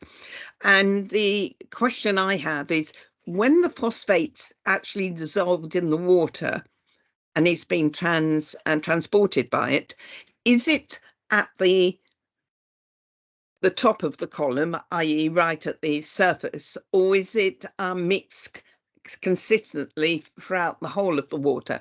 Because when a river overtops, it's really the top layer of water which is then going on to the agricultural fields. And I'm just wondering if we've got any understanding of that dynamic at all. Thank you. Yeah, okay. Yeah, thank you for your question. EA sampling, in theory, monthly sampling at a minimum, sometimes more frequently, sometimes less frequently. It is an acknowledged weakness that the EA sampling isn't always consistent, but pretty much we've got monthly sampling. And it should, well, it does cover the whole range of flows, which is what's critical for us. There is a question mark over whether the sampling misses those very, very high flow events, because those very, very high flow events is probably where most of the agricultural phosphorus has been lost. A significant proportion of the agricultural loss may happen in just a handful of events in the year, maybe even 1 or 2 events of the year. So if they're lost, then that is a question mark.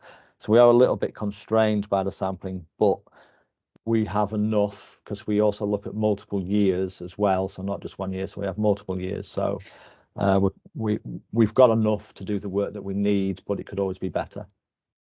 Your second question about the rivers overtopping. So when phosphorus is in the river, it generally won't be, it'll be mostly associated with soil particles. So I would imagine it will be quite mixed in the water column. There is an interesting question that some of these floodplain areas, and this is something I guess is a little bit of an aside. We don't know whether some of them are acting as phosphorus sinks or whether they're acting as phosphorus sources. So if you've got a flooding onto an area and there's phosphorus laden silt going onto that area, if that silt is then deposited, it may actually be a sink of phosphorus onto that landscape, or there may be different dynamics where the flooding is actually taking soil particles away, and that's another scientific question that we don't know the answer to. But I guess that's a little bit of an aside to your question. Thank you. Now, I was going to cap that, but Councillor Bradford is once again playing truant and decided is going to come in with a question. Really quickly, Alan, please. We're running. It will be quickly, Mr. Chairman. I realise you're on wheels. I know what it's like to be chairman and on wheels. I'm on wheels all my life. Okay, yeah, right. First of all, I'm going to bring up tidal rivers, what an impact they must have on certain things. And I would like to know some of these results from Currymore, where water is held for something like 2 or 3 months of the year. Be interested to see on some of these things, because a lot of these places that are flooded, that's why you've got the high phosphate levels, because it's not natural. Because years ago, places used to flood, used to dry out, water was gone, you get on with your life, things was okay. But all of a sudden, we've got all these environmental schemes, with the greatest respect to people who think about it all, and they flood areas that really shouldn't be flooded. And that's my question, really. Okay, yeah, thank you. Sorry, it's complex. So the tidal question. So the upper tidal limit is where our modelling finishes.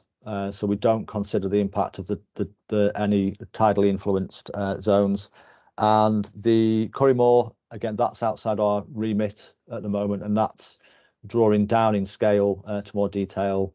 We've very much been focused at the wider catchment scale. But you're right. I think it's such a complex area hydrologically, agriculturally, and from a soil perspective as well, that more detailed understanding is required. Thank you very much for the answer, anyhow. Right, thank you very much. Good luck with your job. Thank you. Thank you. Thank you, Alan. Thank you very much. River Bradford, Henry. Alan, I'm reeling you in now, please. Can I say thank you to Tim for coming in, and thank you for the extended time you've given us, Shane. It's been fascinating, and I'm like Dixie. You know, in the previous discussion, several members of his group took the opportunity to boast, frankly, about their A-level chemistry and various other things. I'm not from that background, but that was pretty understandable. And if you could get it across to me, then I'm sure everybody else appreciates it. So thank you very much. I think we've run a very good discussion on that one. Okay, I'm going to move on now to item number 7. Now, this is the executive response to scrutiny recommendations from our special meeting on water quality on the 26th of April. And first of all, I'm going to invite Jamie Jackson to read a statement from member of the public, David Orr. Thank you, Chair, and Mr. Orr is online. Okay.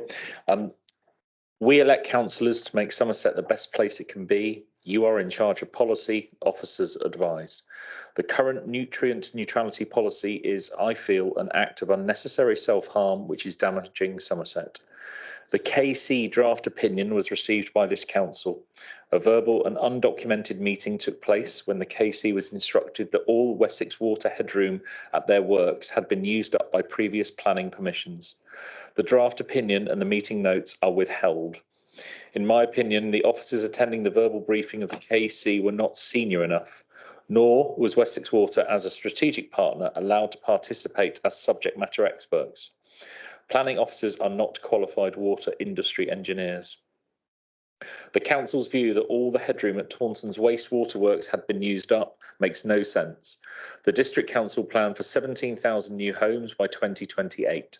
Of the 18,000 held up homes across Somerset, 10,000 lie within Taunton Deane. I regard the KC opinion made after the confidential verbal briefing as unsound. I recommend that this council work collaboratively with Wessex Water to transparently document the headroom across the catchment area. Then instruct the KC to reassess his advice following a new written instruction based on that documented and verified work. The Habitats Regulation requires a precautionary approach but doesn't give a number. In 2024, despite improvements, there is still an assumption that 100% of phosphates from new homes gets onto the moors and levels daily, then another 20% is added. Since 2018, Wessex Water has removed a huge amount of phosphates from their daily discharges. In Taunton, the level of phosphates entering the River Tone is just 7% of what it was 6 years ago. The council owns the phosphate mitigation calculator. Amending the precautionary factor in the spreadsheet from 1.2 to 1.0 is a very quick task, retains a precautionary approach and reduces the cost of phosphate credits. Your recommendation is sound. The officer briefing to the executive, I feel, doesn't accord enough courtesy and respect to Dr. Clegg's voluntary and unpaid work these past 4 years when no one else was measuring phosphates out in the real world. Somerset has a unique man-made river system which will allow a confident council to set pragmatic nutrient neutrality policy that respects our unique place. Well, thank you for reading that, Jamie, and thank you to David Orr for presenting that detailed analysis and question. He made one or two suggestions and accusations in there that certainly would demand an answer. I'm happy to invite Kate Murdoch to give a response. Kate. Thank you, Chair, and thank you to Mr. Orr for his statement. So we have drafted a response mainly to. I'm sorry, I'm getting told that Ros White wants to come in. Ros, do you want to come in on this urgently? I have you down next to speak. I was going to give an introduction to the officer's report to the committee, but it's in your hands, Chair, if you don't want to receive it and go straight to the officer. Give him the time. So I have that, but I'm going to ask Kate to give a verbal summary. I'm asking Kate now to respond to Mr. Orr's letter. I'll come back to you. Okay, my apologies. Thank you. So, yeah, I just wanted to correct a number of inaccuracies raised by Mr. Orr's statement so that members are clear. So the first one is he refers to nutrient neutrality as a policy. Again, nutrient neutrality is not a policy. It is national advice from Natural England as the statutory nature conservation body. Local authorities are the ultimate decision makers, but they are required by law to consult Natural England as part of the habitats assessment process. We have to give Natural England's advice considerable weight, and we have to provide cogent reasons to depart from it. The other point I wanted to correct is that he talks about the council's view on the headroom, and this is covered in the executive report under paragraphs 19 to 23, and will also be explained further in the presentation. And what we would like to emphasise again, that if evidence is provided to demonstrate improvements to the Taunton wastewater treatment works have been provided to ensure the future housing growth is mitigated for, rather than just accommodated for, to ensure operation within the permit limit, then the council will of course consider this evidence. The other one is around the 20% buffer. And again, we've picked this up in the executive report, and that's covered in paragraphs 7 to 11 in the executive report. And I will go through it in the presentation to follow. The buffer is included in all the national nutrient load calculators, so not just Somerset's, and is based on Natural England's advice as the statutory nature conservation body. The buffer ensures the mitigation measures satisfy the precautionary approach legally required by the habitat regulations. And the only final one that I wanted to kind of correct and pick up on is that the executive report and briefing is respectful of Dr. Clegg's voluntary research. We've thanked him for that. However, the council needs to acknowledge that Natural England's feedback as the statutory conservation body is an important factor. And they have commented on the research. It means that we cannot rely on Dr. Clegg's research as cogent evidence to justify taking an alternative approach to either the 20% buffer or the quantity of phosphates mitigation required going forward. And Dr. Clegg himself has acknowledged the limitations of his research. And that's all I'd like to say at this stage, Chair. Right, thank you very much. I don't think I need to go on with that. I think in the body of what you present later on, we can ask questions. I would like to now invite Councillor Ros-White to introduce Kate to give the verbal summary, please. Thank you, Chair. My apologies. Being removed online, sometimes it's difficult to take the move of the movement of the committee. I would like to, first of all, thank the Scrutiny Committee on behalf of the Executive for holding a dedicated water quality session on the 25th of April. It was a very informative session. In fact, we've had a lot of information again well presented to us today. But it's very evident that the research being carried out and is underway continually on nutrient pollution on the levels and moors and the role of the various partners operating within the field is quite complex, and as is the need for additional research is probably becoming the more we know we don't know, if the old expression. I particularly wanted to thank Dr. Clegg and his team of volunteers for the water sampling they've undertaken on sections of the River Parrett to help understand the nutrient pollution sources, and I think there's obviously considerable more work to be done in that area. The session as today identified the complexity of water movements and pollution sources on the Somerset levels and more. And we welcome the opportunity to work with key partners in the future to develop our understanding and to work in partnership to restore the Somerset level moors in the longer term. At the current time, the Council is focusing resources on delivering additional nutrient mitigation schemes, utilising the £9.6 million government funding we've been awarded for this purpose.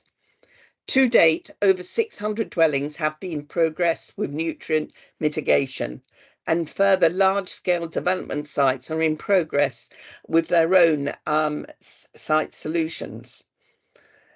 We've published a wealth of guidance to support development industry and to facilitate, the third-party credit market. We now have sufficient credits to unlock a further 4,500 homes in Somerset, and we will continue to work on increasing this supply, which will help bring costs down. We acknowledge that nutrient neutrality continues to be a challenge for developers, not just in Somerset, but across the country, and we will continue to work to find ways to minimise this burden wherever we can. Whilst at this stage the Executive is unable to support the recommendations made by the Scrutiny Committee based on the legal advice to date and the limited resources available, we will continue to consider new evidence and legal advice where this is raised, but at the same time, we must also ensure the legal and financial risk to the Council and Somerset taxpayer is minimised. I will hand over now to Kate Murdoch, who will give you a more detailed presentation of the issues raised from the scrutiny recommendations. Thank you. Thank you, Ros. And Kate, over to you.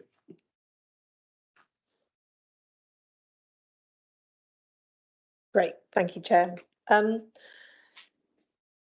This is the same presentation that we gave to the executive yesterday, but I will expand on a few points that have been raised since that point.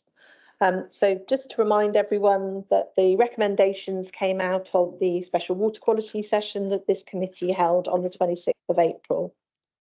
The purpose of that committee session was to share with the committee research underway to understand the nutrient pollution sources on the Somerset Levels and Moors, and we've heard more research today. It was also to outline the roles and actions of key organisations tackling the nutrient pollution issue.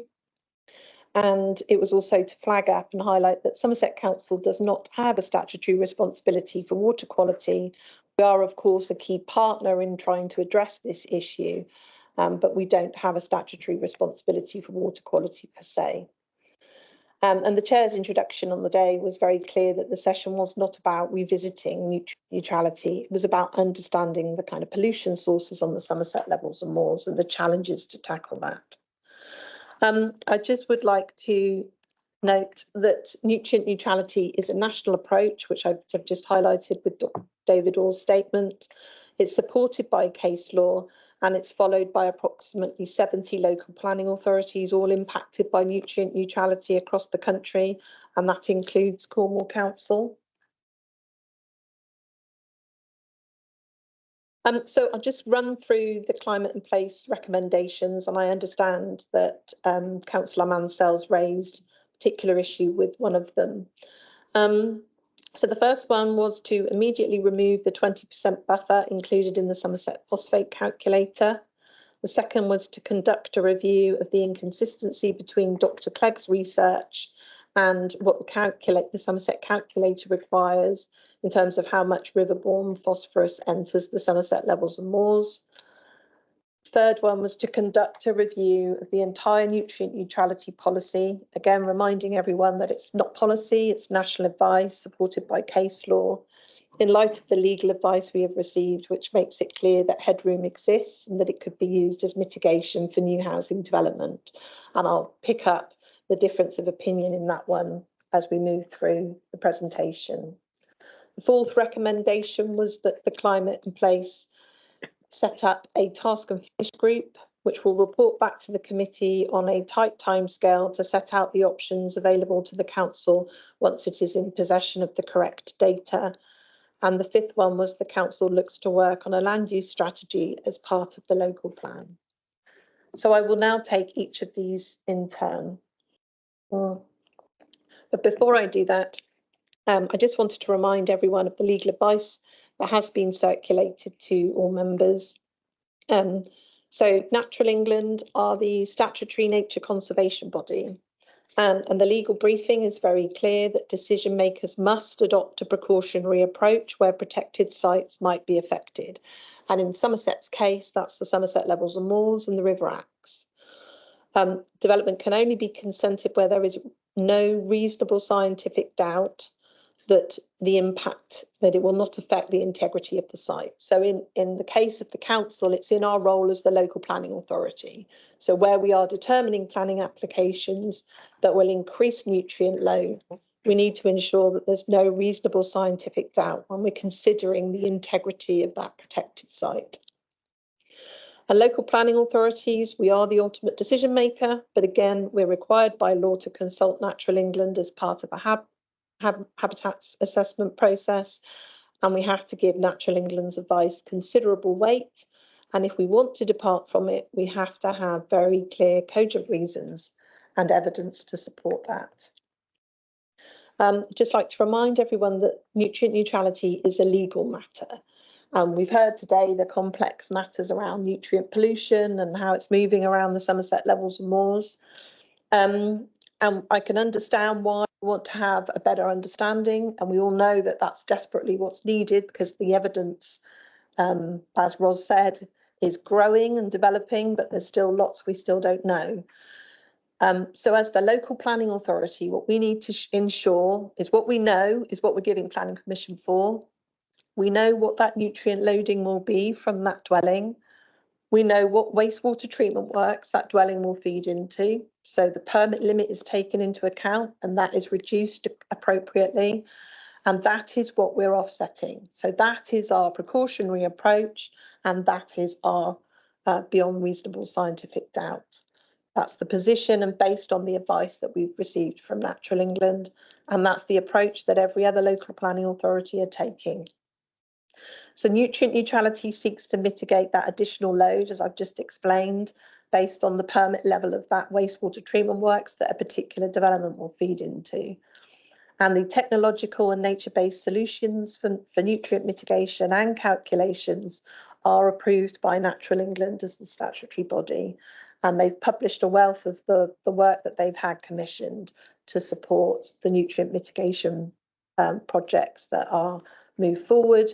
But there's also lots of stuff that's coming out in terms of new technological advancements that can be used in developments to reduce water usage and mitigate the impact of phosphorus. So the first recommendation was to remove the 20% buffer in the Somerset phosphate calculator. So again, the 20% buffer is applied in all the national calculators utilised by the 70 local planning authorities, and this is based on Natural England's advice.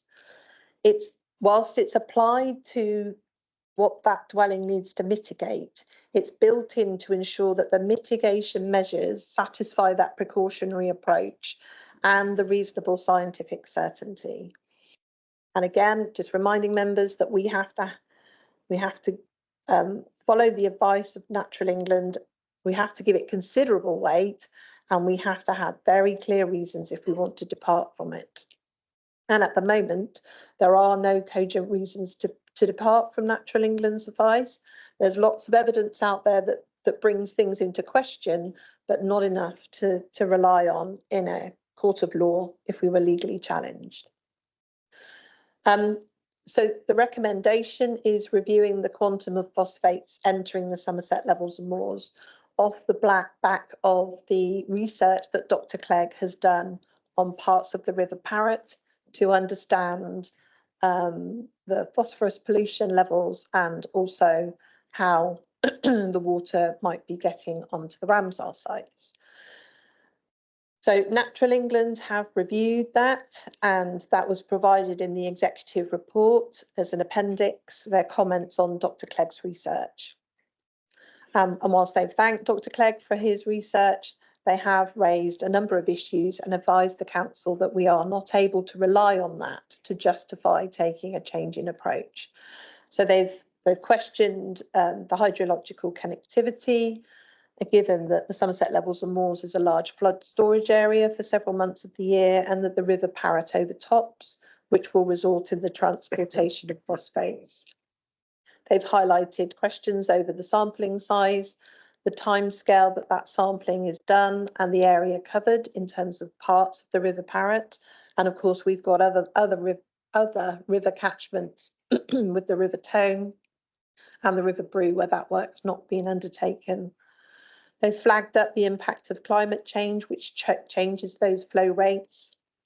And with long dry summers, it may increase phosphorus mobilisation where they have to input more water into those Ramsar sites for conservation purposes. And as we know, the water flows and movements are complex on the Somerset levels and moors. We've just heard that this morning from Shane. And the water levels are controlled at different points of the year, either for flood storage in the winter, but also for conservation purposes to maintain water levels in the summer. And Dr. Clegg himself acknowledges Natural England's feedback. He himself has acknowledged that further work is needed to be done and has said that his research was about informing action rather than providing a comprehensive understanding. And whilst we know that we need more expertise and more research in this area, the council does not have the internal expertise to undertake that research. We don't have the resources to commission it externally. Equally, we don't have the statutory responsibility to undertake a research project of this scale and complexity. And we've just heard this morning that the research that's already been undertaken has taken 2 years. So if we're desperately trying to unlock housing, I'm not convinced that undertaking further research is going to help us in the short term. What I would also like to flag up is some of the research that's also been done by the Rivers Trust. So they've published a study called Mind the Evidence Gap. And what this evidence, it's been kind of verified by Shane's comments this morning, has shown that evidence from published studies have shown that spot sampling can underestimate phosphorus pollution loads by 60%, and that up to 80% of phosphorus pollution load can enter the rivers in just 2 or 3 rainfall runoff events, when you have those high rainfall events. And they've also published their State of the Rivers report this year, again flagging up what we already know, because it's heavily covered in the media, that our rivers are not in a good place. There's been further declines since their last report in 2021, and they themselves also acknowledge that more data is needed to kind of truly understand the scale of the problems, but also to understand how we deploy solutions to resolve this issue, which of course is a national issue in terms of water quality.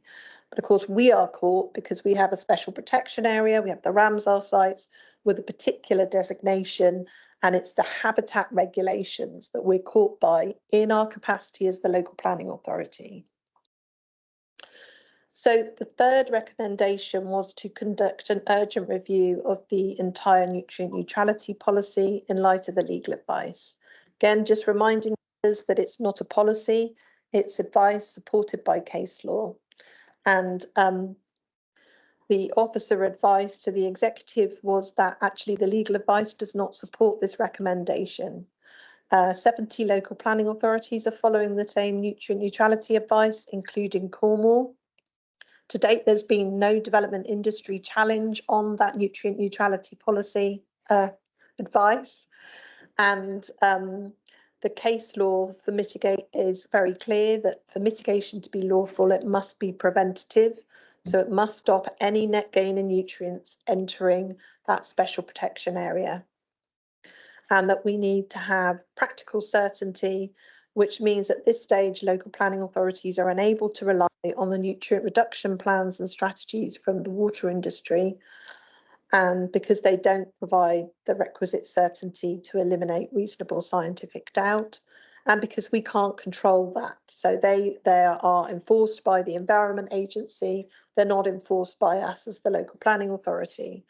And that Wessex Water's upgrades were not provided as mitigation for future development. They accommodate growth, but they don't mitigate the impact. And that's the important distinction that we need to make. And despite there being years of headroom in the flow part of Wessex Water's permit and the outperformance on the concentration, it doesn't alter the fact that for each dwelling we give planning permission in our capacity as the local planning authority, there will be an increase in nutrients discharged to the river. And I'll explain that increase in discharges to the river with this slide, although I am aware that there are some alternative figures that are being circulated in terms of Wessex Water's performance in the previous year, the previous 12 months from June last year to now. This data has been provided to us by Wessex Water, and it covers the average performance of the Taunton wastewater treatment works between 2021 and 2023. So what you see here, if you put the blue and the orange together, is the current permit level for the Taunton wastewater treatment works. And the blue part of that is what the average, what it's working at or operating at over that as an average performance over that 3-year period. So the Taunton Wastewater Treatment Works has a permit limit of 1 milligram of phosphates per litre. So what that means is for every litre of treated effluent that's discharged to the river in the Taunton Wastewater Treatment Works, it cannot exceed 1 milligram of phosphates. And if they do exceed that limit, Wessex Water are then at risk of being fined by the Environment Agency. So as part of infrastructure planning, they will build in headroom to make sure that they're able to operate within that 1 milligram per litre phosphate discharge. Now the headroom there is the 0.33 based on the data that we were provided by Wessex. And that ensures they've got that headroom to accommodate growth, but not to mitigate it, because each additional dwelling that we give permission for, people moving into that dwelling will have an average water usage. Again, all of this is built into the phosphate calculator when we're building in mitigation requirements. And that water usage ends up at the wastewater treatment works, and it increases the quantity of wastewater and sewage that's being treated, and ultimately it increases the quantity that's being discharged, but it still won't exceed that 1 milligram per litre of phosphates. But the quantity of phosphates increases because the quantity of litres of treated effluent increases.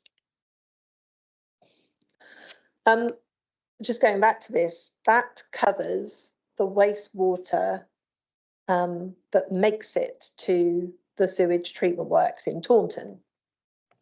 So the map that we've got here is published on the Rivers Trust. It's called their sewage map. It's the data that informs this comes from the Environment Agency's event duration monitoring. So they have these water level sensors, and these are located at some of the combined sewer overflows. And what it measures is the points at which raw sewage is discharged to our watercourses. Now, this operates as part of the system. It's to prevent the backing up of sewage into homes in heavy rainfall events. But it is supposed to happen in exceptional circumstances, i.e. those high rainfall events. And what these brown dots indicate, and the bigger the brown dot is, the larger the number of hours that combined sewer overflow has discharged in supposedly exceptional circumstances. What the Rivers Trust has flagged up is that this is happening in more often than it should be in what they would class as not exceptional circumstances. I'm not going to make a judgment on that, but this is what the data indicates. You can drill into that data and you can build it down into areas where, if you're interested in your particular local area. But going back to the example of the Taunton Wastewater Treatment Works, where it's previously been highlighted that there is headroom in that permit, these brown dots are all the combined sewer overflows from locations that would feed into that wastewater treatment works at Taunton. And again, there's been lots of evidence to show that what the issue is, the capacity of the sewage network to take the additional sewage and high rainfall events, which is why these discharges are happening. And again, you can look at the number of hours. I have been asked, do we know what the quantity is that's discharged? And I've raised that question with the Environment Agency, and they're not able to tell you the quantity. They can only tell you the time, the days, the number of hours, basically. And when you add these dots up, it comes to over 150 days in Taunton of continuous days of discharging of raw sewage, according to the Times. So again, this highlights that even with headroom, there are other wider issues in the network around the capacity of the sewage infrastructure.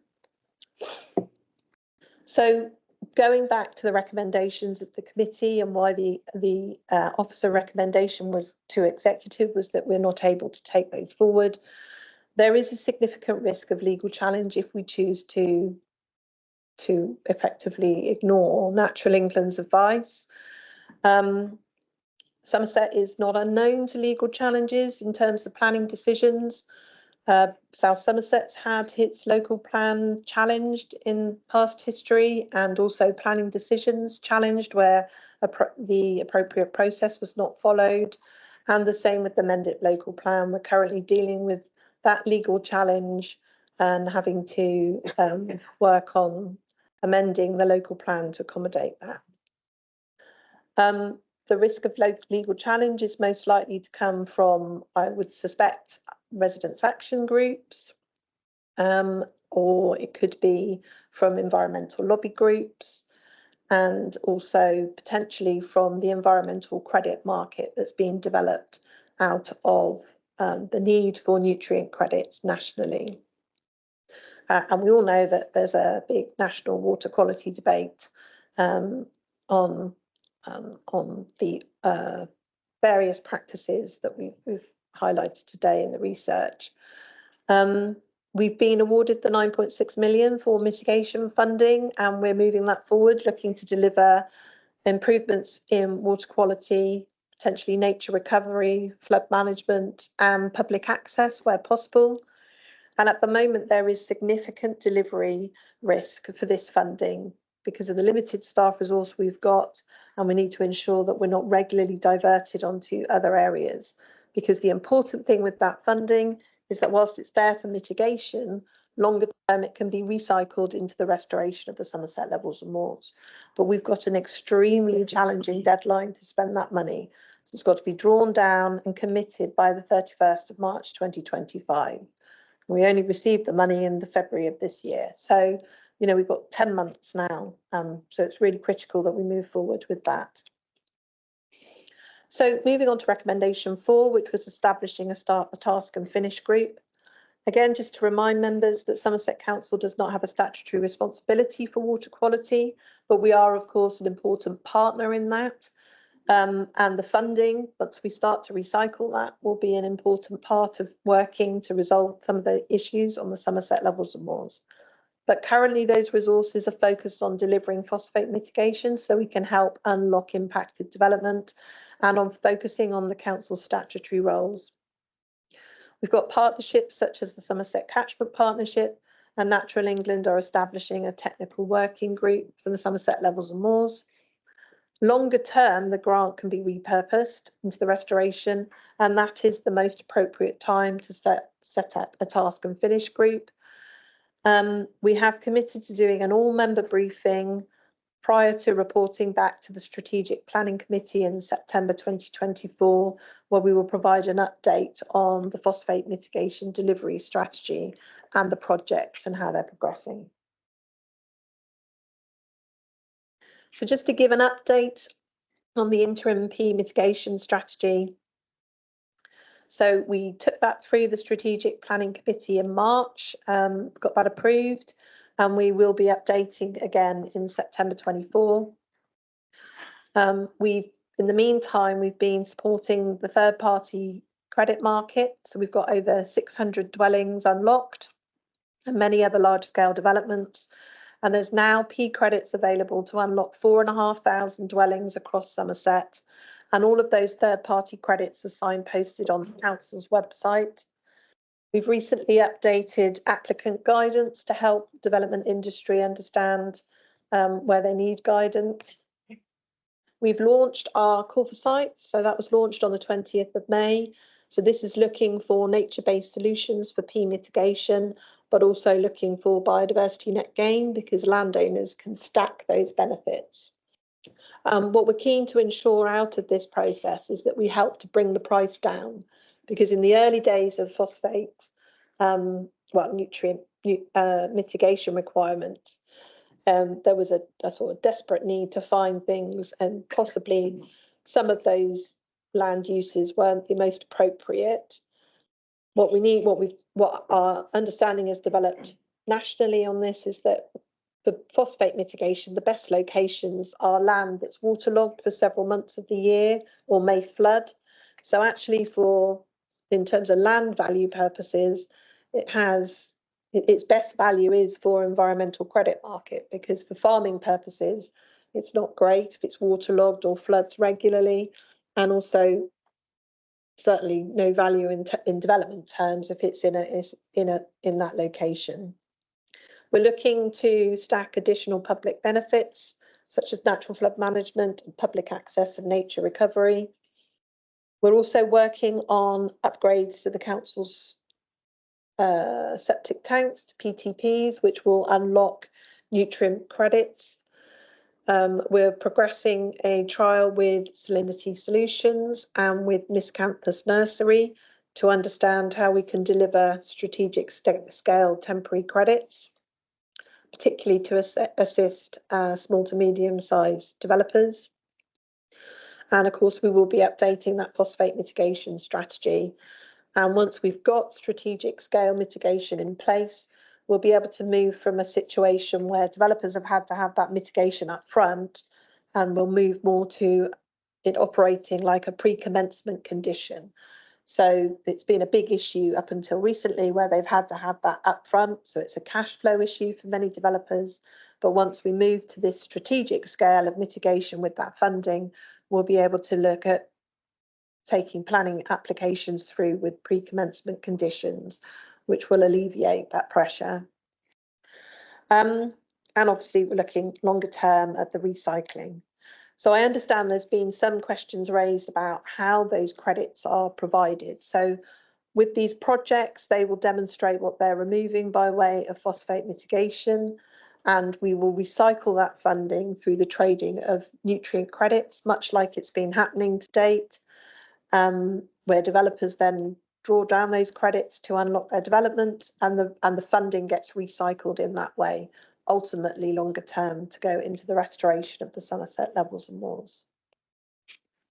So moving on to recommendation 5, preparing a land use strategy as part of the local plan. So a land use strategy is covering many more land uses than the council itself has the statutory powers to control. It can look at carbon sequestration, food production and security, tree planting and forestry, for example. Like I say, the council doesn't have statutory powers to control these land uses, but we do understand the value in potentially looking at this. The government had committed to publishing a land use framework for England by the end of 2023. As yet, that's not been published.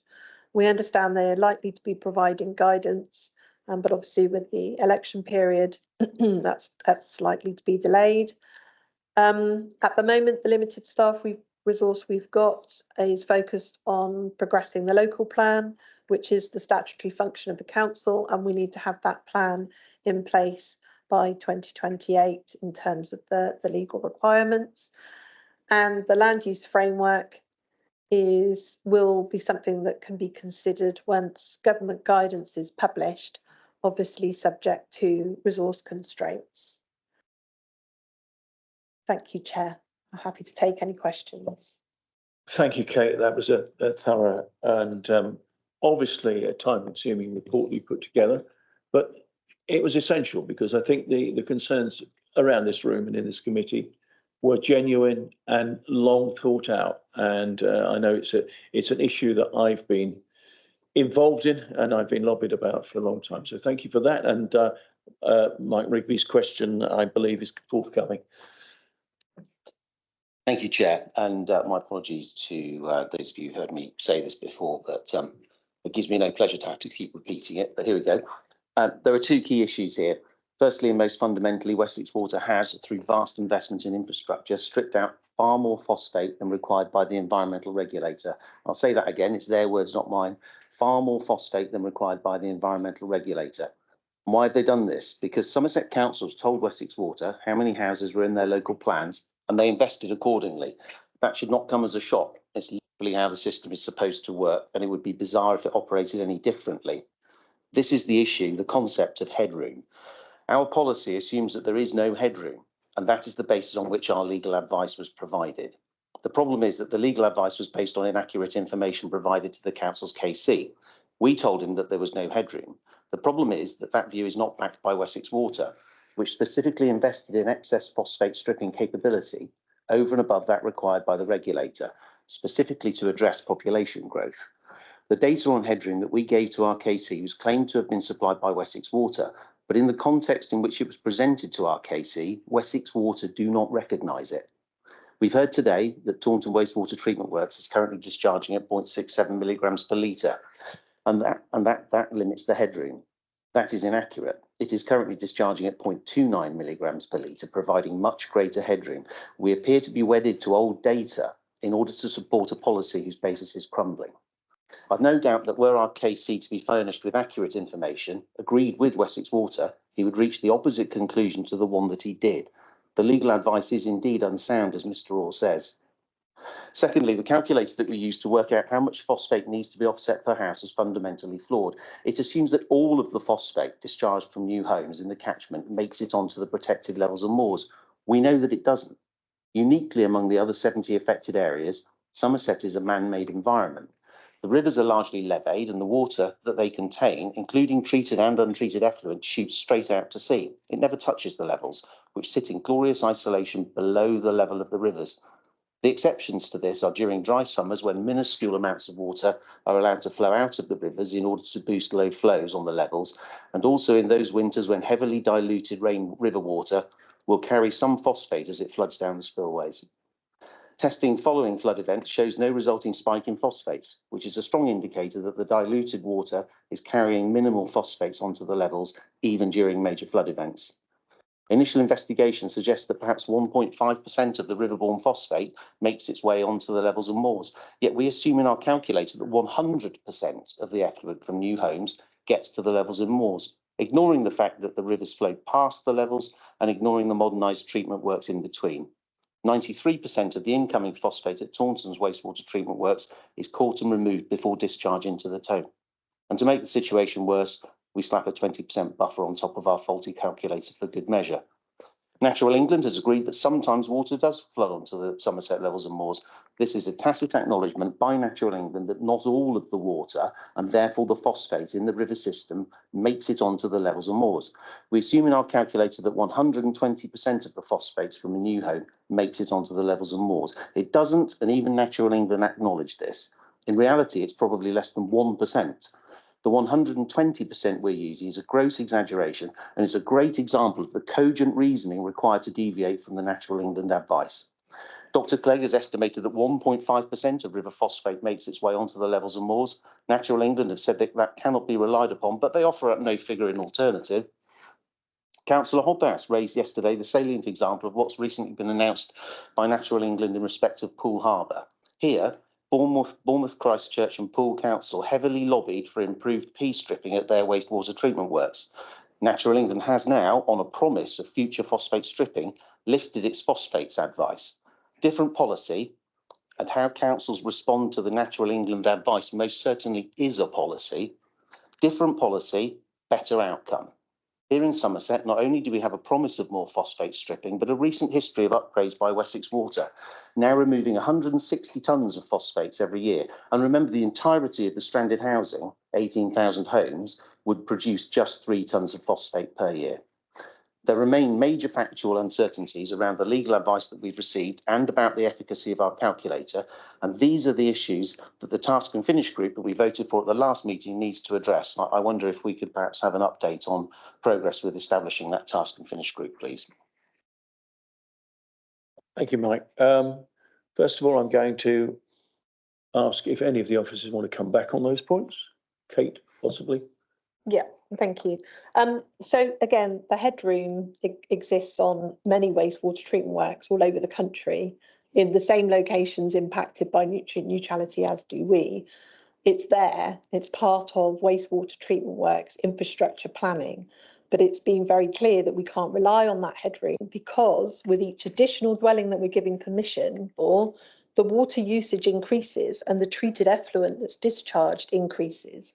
The quantity of phosphates in each litre doesn't get exceeded, but the overall quantity of phosphates does increase. We've always said that if there is clear evidence to take a different approach, we will consider it, and we have done already. We were asked to look at the Cornwall situation. We considered that and looked at how different it was in Cornwall compared to Somerset. We've looked at the Wiltshire scenario again. and explained why that doesn't apply in this case. And actually, Wiltshire's now changed its approach and is following the same approach that Somerset has. And in terms of clear evidence, there isn't any clear evidence to suggest how much water or how much phosphates actually enters the Ramsar site. So at the moment, the precautionary approach and beyond reasonable scientific doubt is the approach we have to take, which is why we mitigate for what is generated by each additional dwelling that we're giving permission for. And the criticisms of the Somerset phosphate calculator apply nationally. They're the same indicators that go into the national phosphate nutrient calculators. And the situation with Poole Harbour, we will look to understand how they managed to get those improvements and the lobbying that they did to get that done. And we've got discussions with Dorset Council later on today, and I understand Natural England's already responded on how those were lifted. But at the moment, without clear evidence that would stand, and you've got to remember, it's got to stand up in a in court if we were challenged. That's the evidence that we need to rely on. And at this point, there is no evidence on which we can rely. But we've always said if that evidence has been provided, we will, of course, consider it as we have done with every other situation. Thanks, Chair. Thank you. I think in response to your question, Mike, about the task and finish group, I would sort of remind those assembled that it's actually within the remit of this committee to decide whether it wants a task and finish group. I don't believe it's in the remit of the executive to decide whether we can have one or not. But I think it's a wise move to listen to the evidence that went forward to the executive and to decide on what remit we want to have in that task and finish group if we want to continue with it. Yes. Indeed, Chair, it is in the remit of this group. It requires not the authorisation of the executive to hold a task and finish group, and we voted unanimously at the last meeting to hold one, to set one up. So that's what we're doing. I guess the issues at hand are what the remit of that is. And I think what was supposed to have happened is that was supposed to have been decided between the last meeting and this one. That hasn't happened, but I hope that we can move on quickly now and make sure that remit is the remit and scope is decided between this meeting and the next one. Thank you, Chair. Yeah, I will endeavour to follow that up. And by no means is this an excuse. We have to ensure that we have staffing. I have to know who I'm talking to and talking with. I think that's as simple as I can put it. Other questions?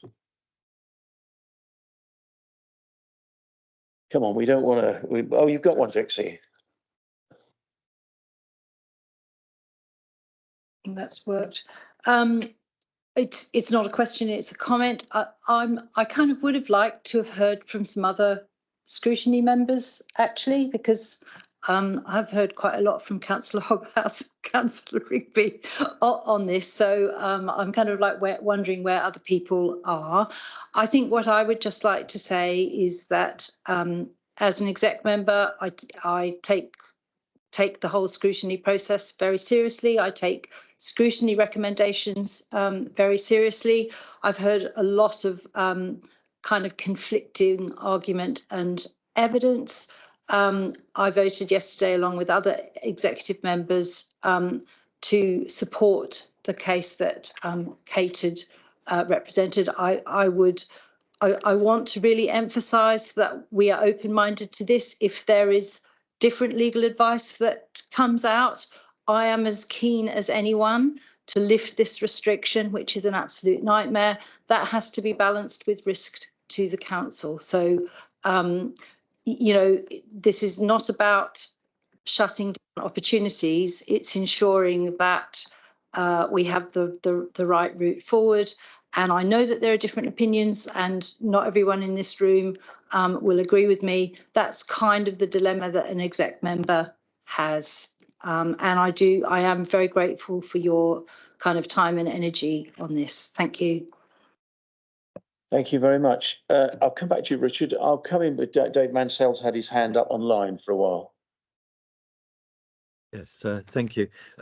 First, ask if the slide could be taken down for those of us online. It's nice to be able to see what's going on in the room, and at the moment all we see is thank you and questions. So thank you for that. Gosh, yeah, I'm sort of sitting here thinking there's an awful lot to digest. I'll make a few points but I'll try and keep it brief as well, and come to some sort of conclusion. I mean, it's been really interesting all that we've had to, all that we've heard here, and I think these have been important and good evidence sessions that we've that we've had from everybody that we've heard from. I've also got. I will say I do have sympathy with the officer position, and I think it was important that we heard the presentation today, and I did catch up with it yesterday afternoon at executive from the recording, and. But we do need to listen to what officers are saying, and they are making some important points, and precautionary approach. On the whole, that's something I strongly support when it comes to protecting the environment. However, I do have sort of some worries about how some of this has gone, and I will note that we really struggled to get these evidence sessions set up. We had to request as a committee several times. Now, I don't quite know what was going on, but there was resistance to having these meetings set up, and that troubles me. Something else that troubles me a bit was that we were getting this steer not to look at nutrient neutrality, quite where it was coming from. But that's been said. It's repeated right at the start of the executive report, and I just don't think that sort of steer is quite right. And that's led to some of the, because some of this is challenging, and we're trying to work our way through it. And in that regard, I do think it's important. And I sort of looked at the Constitution before this meeting because it was troubling me before, and it does say the Constitution said scrutiny is to be a councillor-led and owned function. This is our scrutiny committee, and if we have things we think important to look at, I'm sure we're going to not do things frivolously without good reason, and this is an important thing. And also in the Constitution, it says that we can make reports and recommendations not only regarding our own council, but regarding partner bodies as well. And we can scrutinise the performance of other bodies. And I just wonder whether that's part of the way forward on this, that we maybe we have focused too much on what the council should be doing and the executive. And there is something there, and I'm not saying we let go of that, but maybe we should be directing some of our comments to others, maybe especially Natural England, but maybe others too. And so I think that's something we should keep in mind in what we do. So coming to a conclusion, and I think what we're focusing on now is the task and finish group, and I'm a member of this scrutiny committee, although only online with you today. But yeah, I support that task and finish group being set up, and I think from the evidence we've heard, it could perform a useful function, both with what the council does, but also I would suggest looking at partner bodies as well. But in terms of reference, it should be coming back to the next meeting, as I think it's saying, and I hope that will be included. Thank you.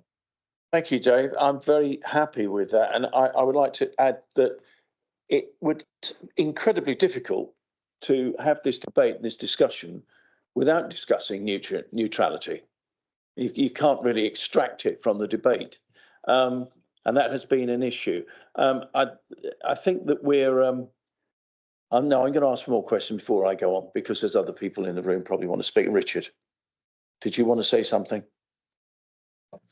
Yeah, I'm just going to go back to the statement from David Orr at the beginning, and the one thing I did agree with him about was that planning officers are not supposed to be phosphate experts.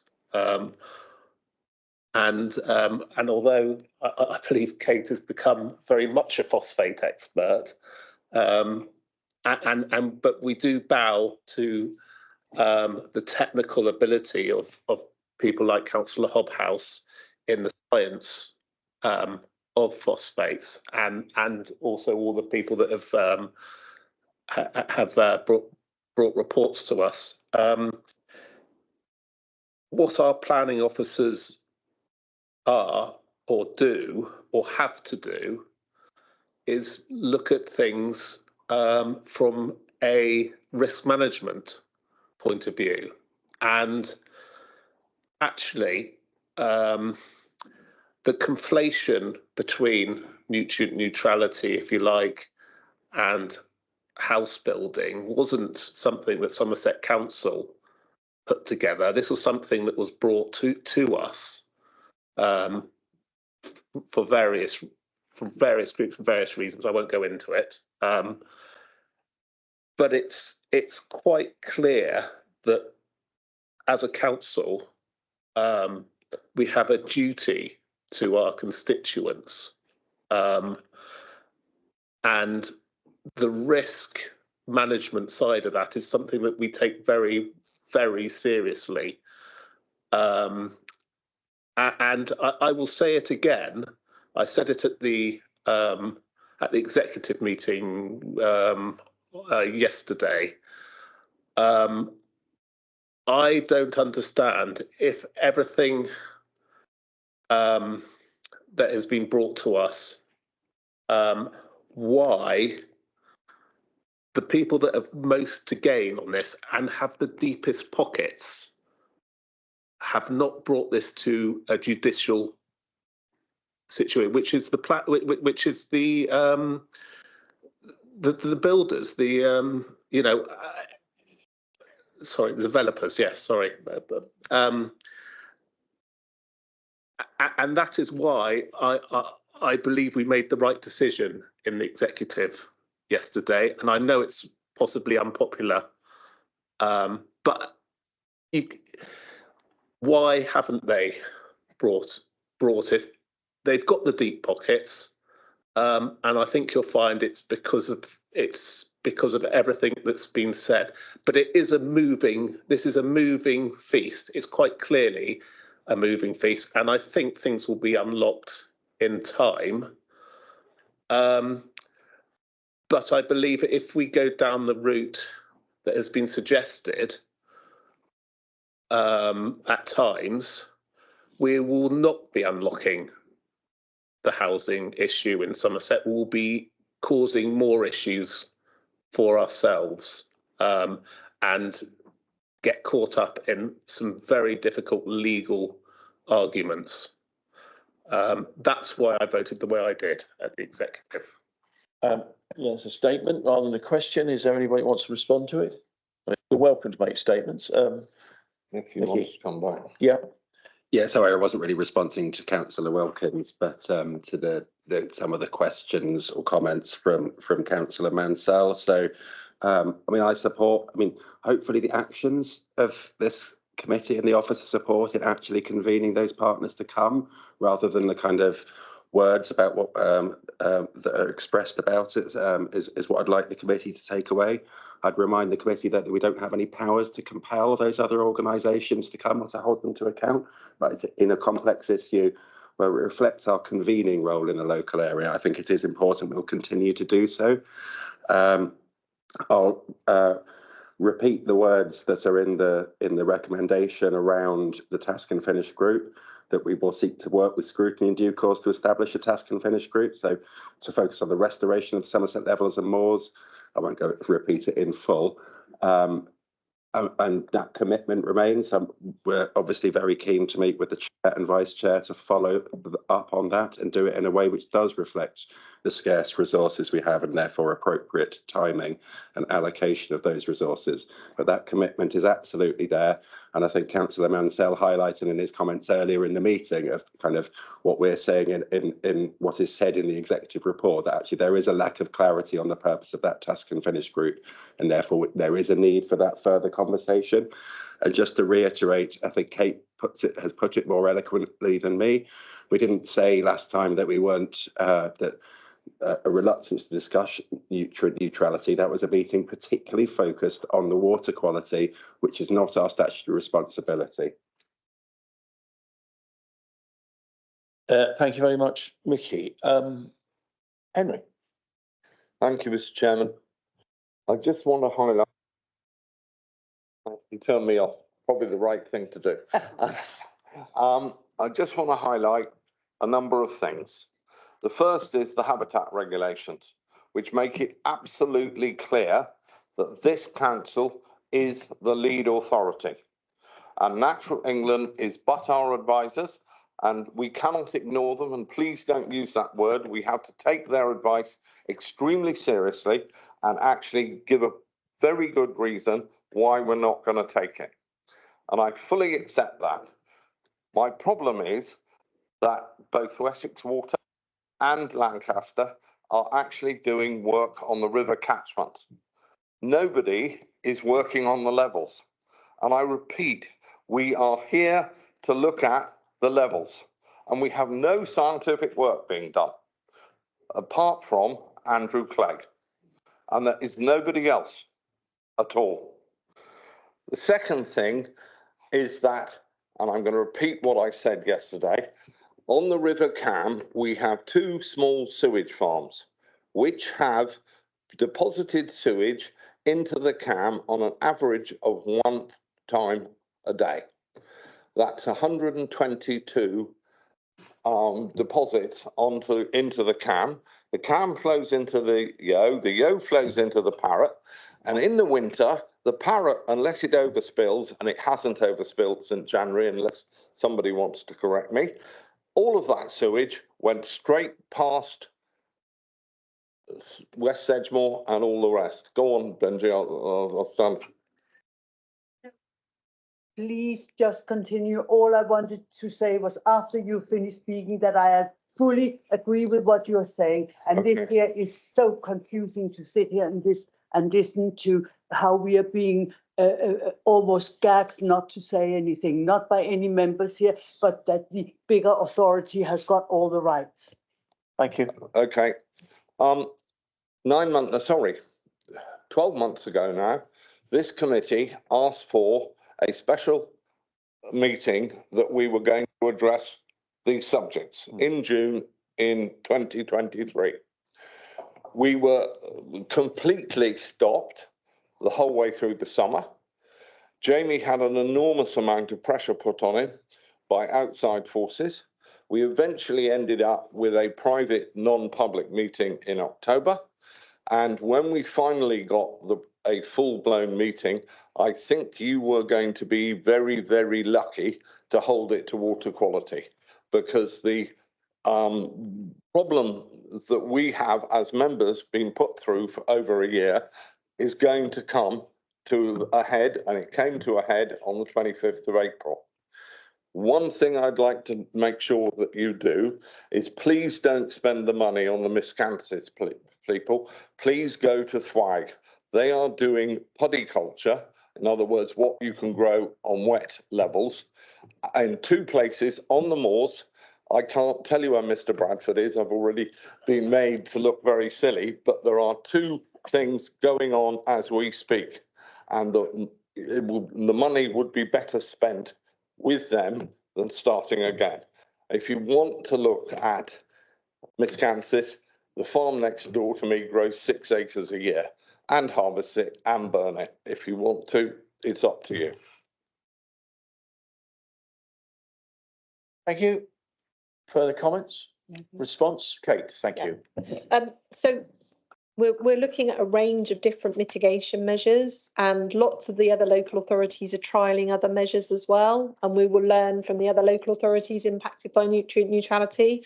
So there's some water flow control measures going on some properties that we're looking to learn from. There's electrocoagulation, and there are other potential crops, as I understand it, and potential different approaches to applying fertiliser.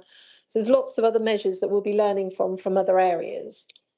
The miscanthus trial is one that we will be looking at, just because it's got another opportunity, and there's been some research done in the States that shows that it's good at sucking up legacy phosphates.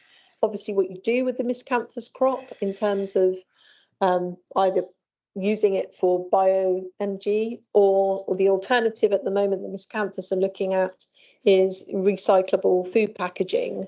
So it's locking away both the phosphates and the carbon within that food packaging. But there's lots of other things that local authorities are looking at, and we will learn from that. I think the important thing for us to, and I understand this is complex, is where we're looking at water quality. Officers aren't trying to gag people, Councillor Height. But we need to make the distinction between the restoration of the Somerset Levels and Moors, which we've all heard today is a 2-year research project that's been going on. There's lots of research with FLAG, and we know about that, the paludiculture one.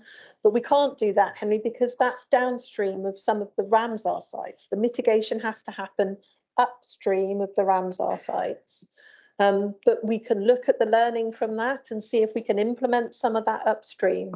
We absolutely will, and we are aware of that work that's going on, and we have worked closely with FLAG to understand what other research projects they're doing. But we do need to make this distinction between the Somerset Levels and Moors. And don't forget, we've got another special protection area, which is the River Axe, which is impacting a small part of South Somerset. But again, where planning applications come forward there, we need to make sure that mitigation is in place for the River Axe that feeds into East Devon. It's the impact of those special protection areas that we need to mitigate. And there is a distinction between nutrient neutrality and the extensive research and knowledge that needs to happen to understand how we restore these.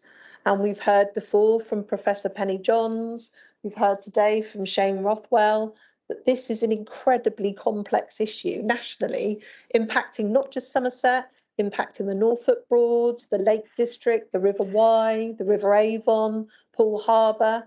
So there's lots of other research going on nationally, and people are learning. And Rich is absolutely right. Don't claim to be a phosphate expert. What we're advising is in making planning decisions that we're following appropriate process, so the council isn't put at significant financial or legal risk and reputational risk of not following the legal advice and the advice from Natural England on how we move forward to give planning permission, still fulfil our statutory duty without putting ourselves at financial and legal risk. Thank you. Right, thank you very much. Now, it's now 12:20, and we really need to be out of this room at 12:30. Therefore, I made the decision, and I do apologise to Mike, although I think there's a technical problem anyway, that we probably have to postpone the water service. Thank you for sitting with us for this period of time. It must have been immensely entertaining for you. And the items for information, I think we're going to have to postpone till the next meeting. I'm not really surprised. This issue is extremely important. And let's see if Alan can come up with something. And then I've got legislation online, and that might be it. And then I'll have to try and summarise. OK, thank you. Thank you, Mr. Chairman. I'm just going to say there's so many different moors, and they all got their different issues and different soil types. We all know that. Henry knows that very well, right? And Natural England have always been a big player in this, in the past and in the future. And I'm going to say I'm not sure they're always right. That's all I'm going to say. And I need to ask individual farmers on a lot of these things, and we go back with a bit of history. And it's such a complex issue. It really, really is. And to please everybody, well, you know, none of us are God. Thank you, Mr. Chairman. Thank you, Alan. I think you actually made a very important point there, and I'll come back to it later. Let's go on to Liz. Thank you, Chair. I just wanted to make the point, I'm not sure that anyone else has, that I would ask you as Chair and your Vice Chair and committee to consider the situation for all staff of the council at the moment, as we're going through a major restructure, and it may not be possible to complete work that would be possible at an easier time. So I just ask for your forbearance, please, with the staff, and to take any requests through the Democratic Services staffing, so that we're not asking anything that may be deemed unreasonable at a time when staff are already experiencing stress and additional work. Thank you very much. Thank you, Liz. Well, I'm going to attempt to summarise here and ask for some questions here. For a start, I think much of this meeting has been about questioning the advice of Natural England, who seem to be helping to determine this issue throughout the country. I accept that this is a very difficult issue. I accept that going against their advice is dangerous, possibly from a legal point of view. But at the same time, we had enough voices in this room persuaded me that Natural England's advice may not be all as good as it should be, or up to date as it should be. We established at the last meeting we wanted a task and finish group. I think Dave Mansell's the chair of that. Is that right? Nobody is. Nobody is at the moment. We've got the names though, haven't we? What I'd like to suggest, are you on that, Henry? Yeah. What I'd like to suggest then from Henry is that task and finish group arranges to meet together to discuss where they think they can take this debate. I'm not asking for officers to be present at that meeting or set that meeting up. I would like you to decide in that group where you think you can constructively take this debate forward, if you can. And then when you've come to a conclusion as to what you'd like to do, I really don't think, I'm sure I don't need to say this, there's no point in going over the same ground. I fully understand the frustrations at how long it's taken to get this meeting together. And I think if we could have had a full and frank report and discussion on this a year ago, or whenever it was, 10 months ago, we probably wouldn't be in the situation where there appears to be quite so much antagonism in the room. So I'm taking away, I'm thanking everybody for their contributions. And thank the officers for what they brought back to us, and the executive for considering it at great length. I think the task and finish group does have a purpose, could have a purpose. It's up to them to decide what that might be. But I urge them not to reconsider the issues that we've gone over. And it might take, I might steer it towards, if you accept this, the view that how do we influence outside bodies? Anybody got a comeback on that?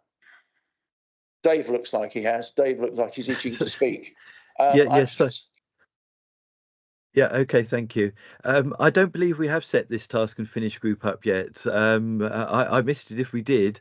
I believe the next step is to set the task and finish group up. And for my money, if it does largely involve councillors, members with little officer support, that should be accepted. Whatever comes out of the task and finish group, though, must be, we must hear what officers have to say about it before it's finalised. I think that would be important. Could I suggest, I think what needs to happen is that a report needs to come to the next meeting with terms of reference for the task and finish group and setting it up. But perhaps if a couple of members, maybe Henry and Mike, were interested in drafting some terms of reference to bring to the next meeting, that would be a good way forward. Dave, thank you. I'm getting confused with the other task and finish group that you are chairing. I'm very sorry. It's getting, the time is getting on. The electricity one. Yeah, that's right. Yeah. So, Mike. Thank you, Chair. I just wanted to point out that the process by which task and finish groups are established is very nicely and clearly set out in Part G of the Council's Constitution, and it answers the points that Councillor Mansell has made about the process by which they're set up, about how the scoping is to come back to the next meeting, and all the rest of it. And absolutely very much the documents need to take account of all viewpoints, and need to be the final document that's produced needs to go to the director. Thank you. Okay, well, taking that on board, then we will communicate with you through me to decide on who's going to be on that task and finish group, and then we will defer to the task and finish group. Thank you for that. Mr. Chairman, can I suggest we get the members at the same time at the next meeting when we set what we're actually looking at? Yeah. Yes. Okay. Okay. Any further comments? Right. Apologies to those that waited for the final two items on the agenda. And thank you very much for coming. Thank you for being online, and we'll reconvene at the next meeting. Thank you very much. Thank you, Mr. Chairman. Bye to you.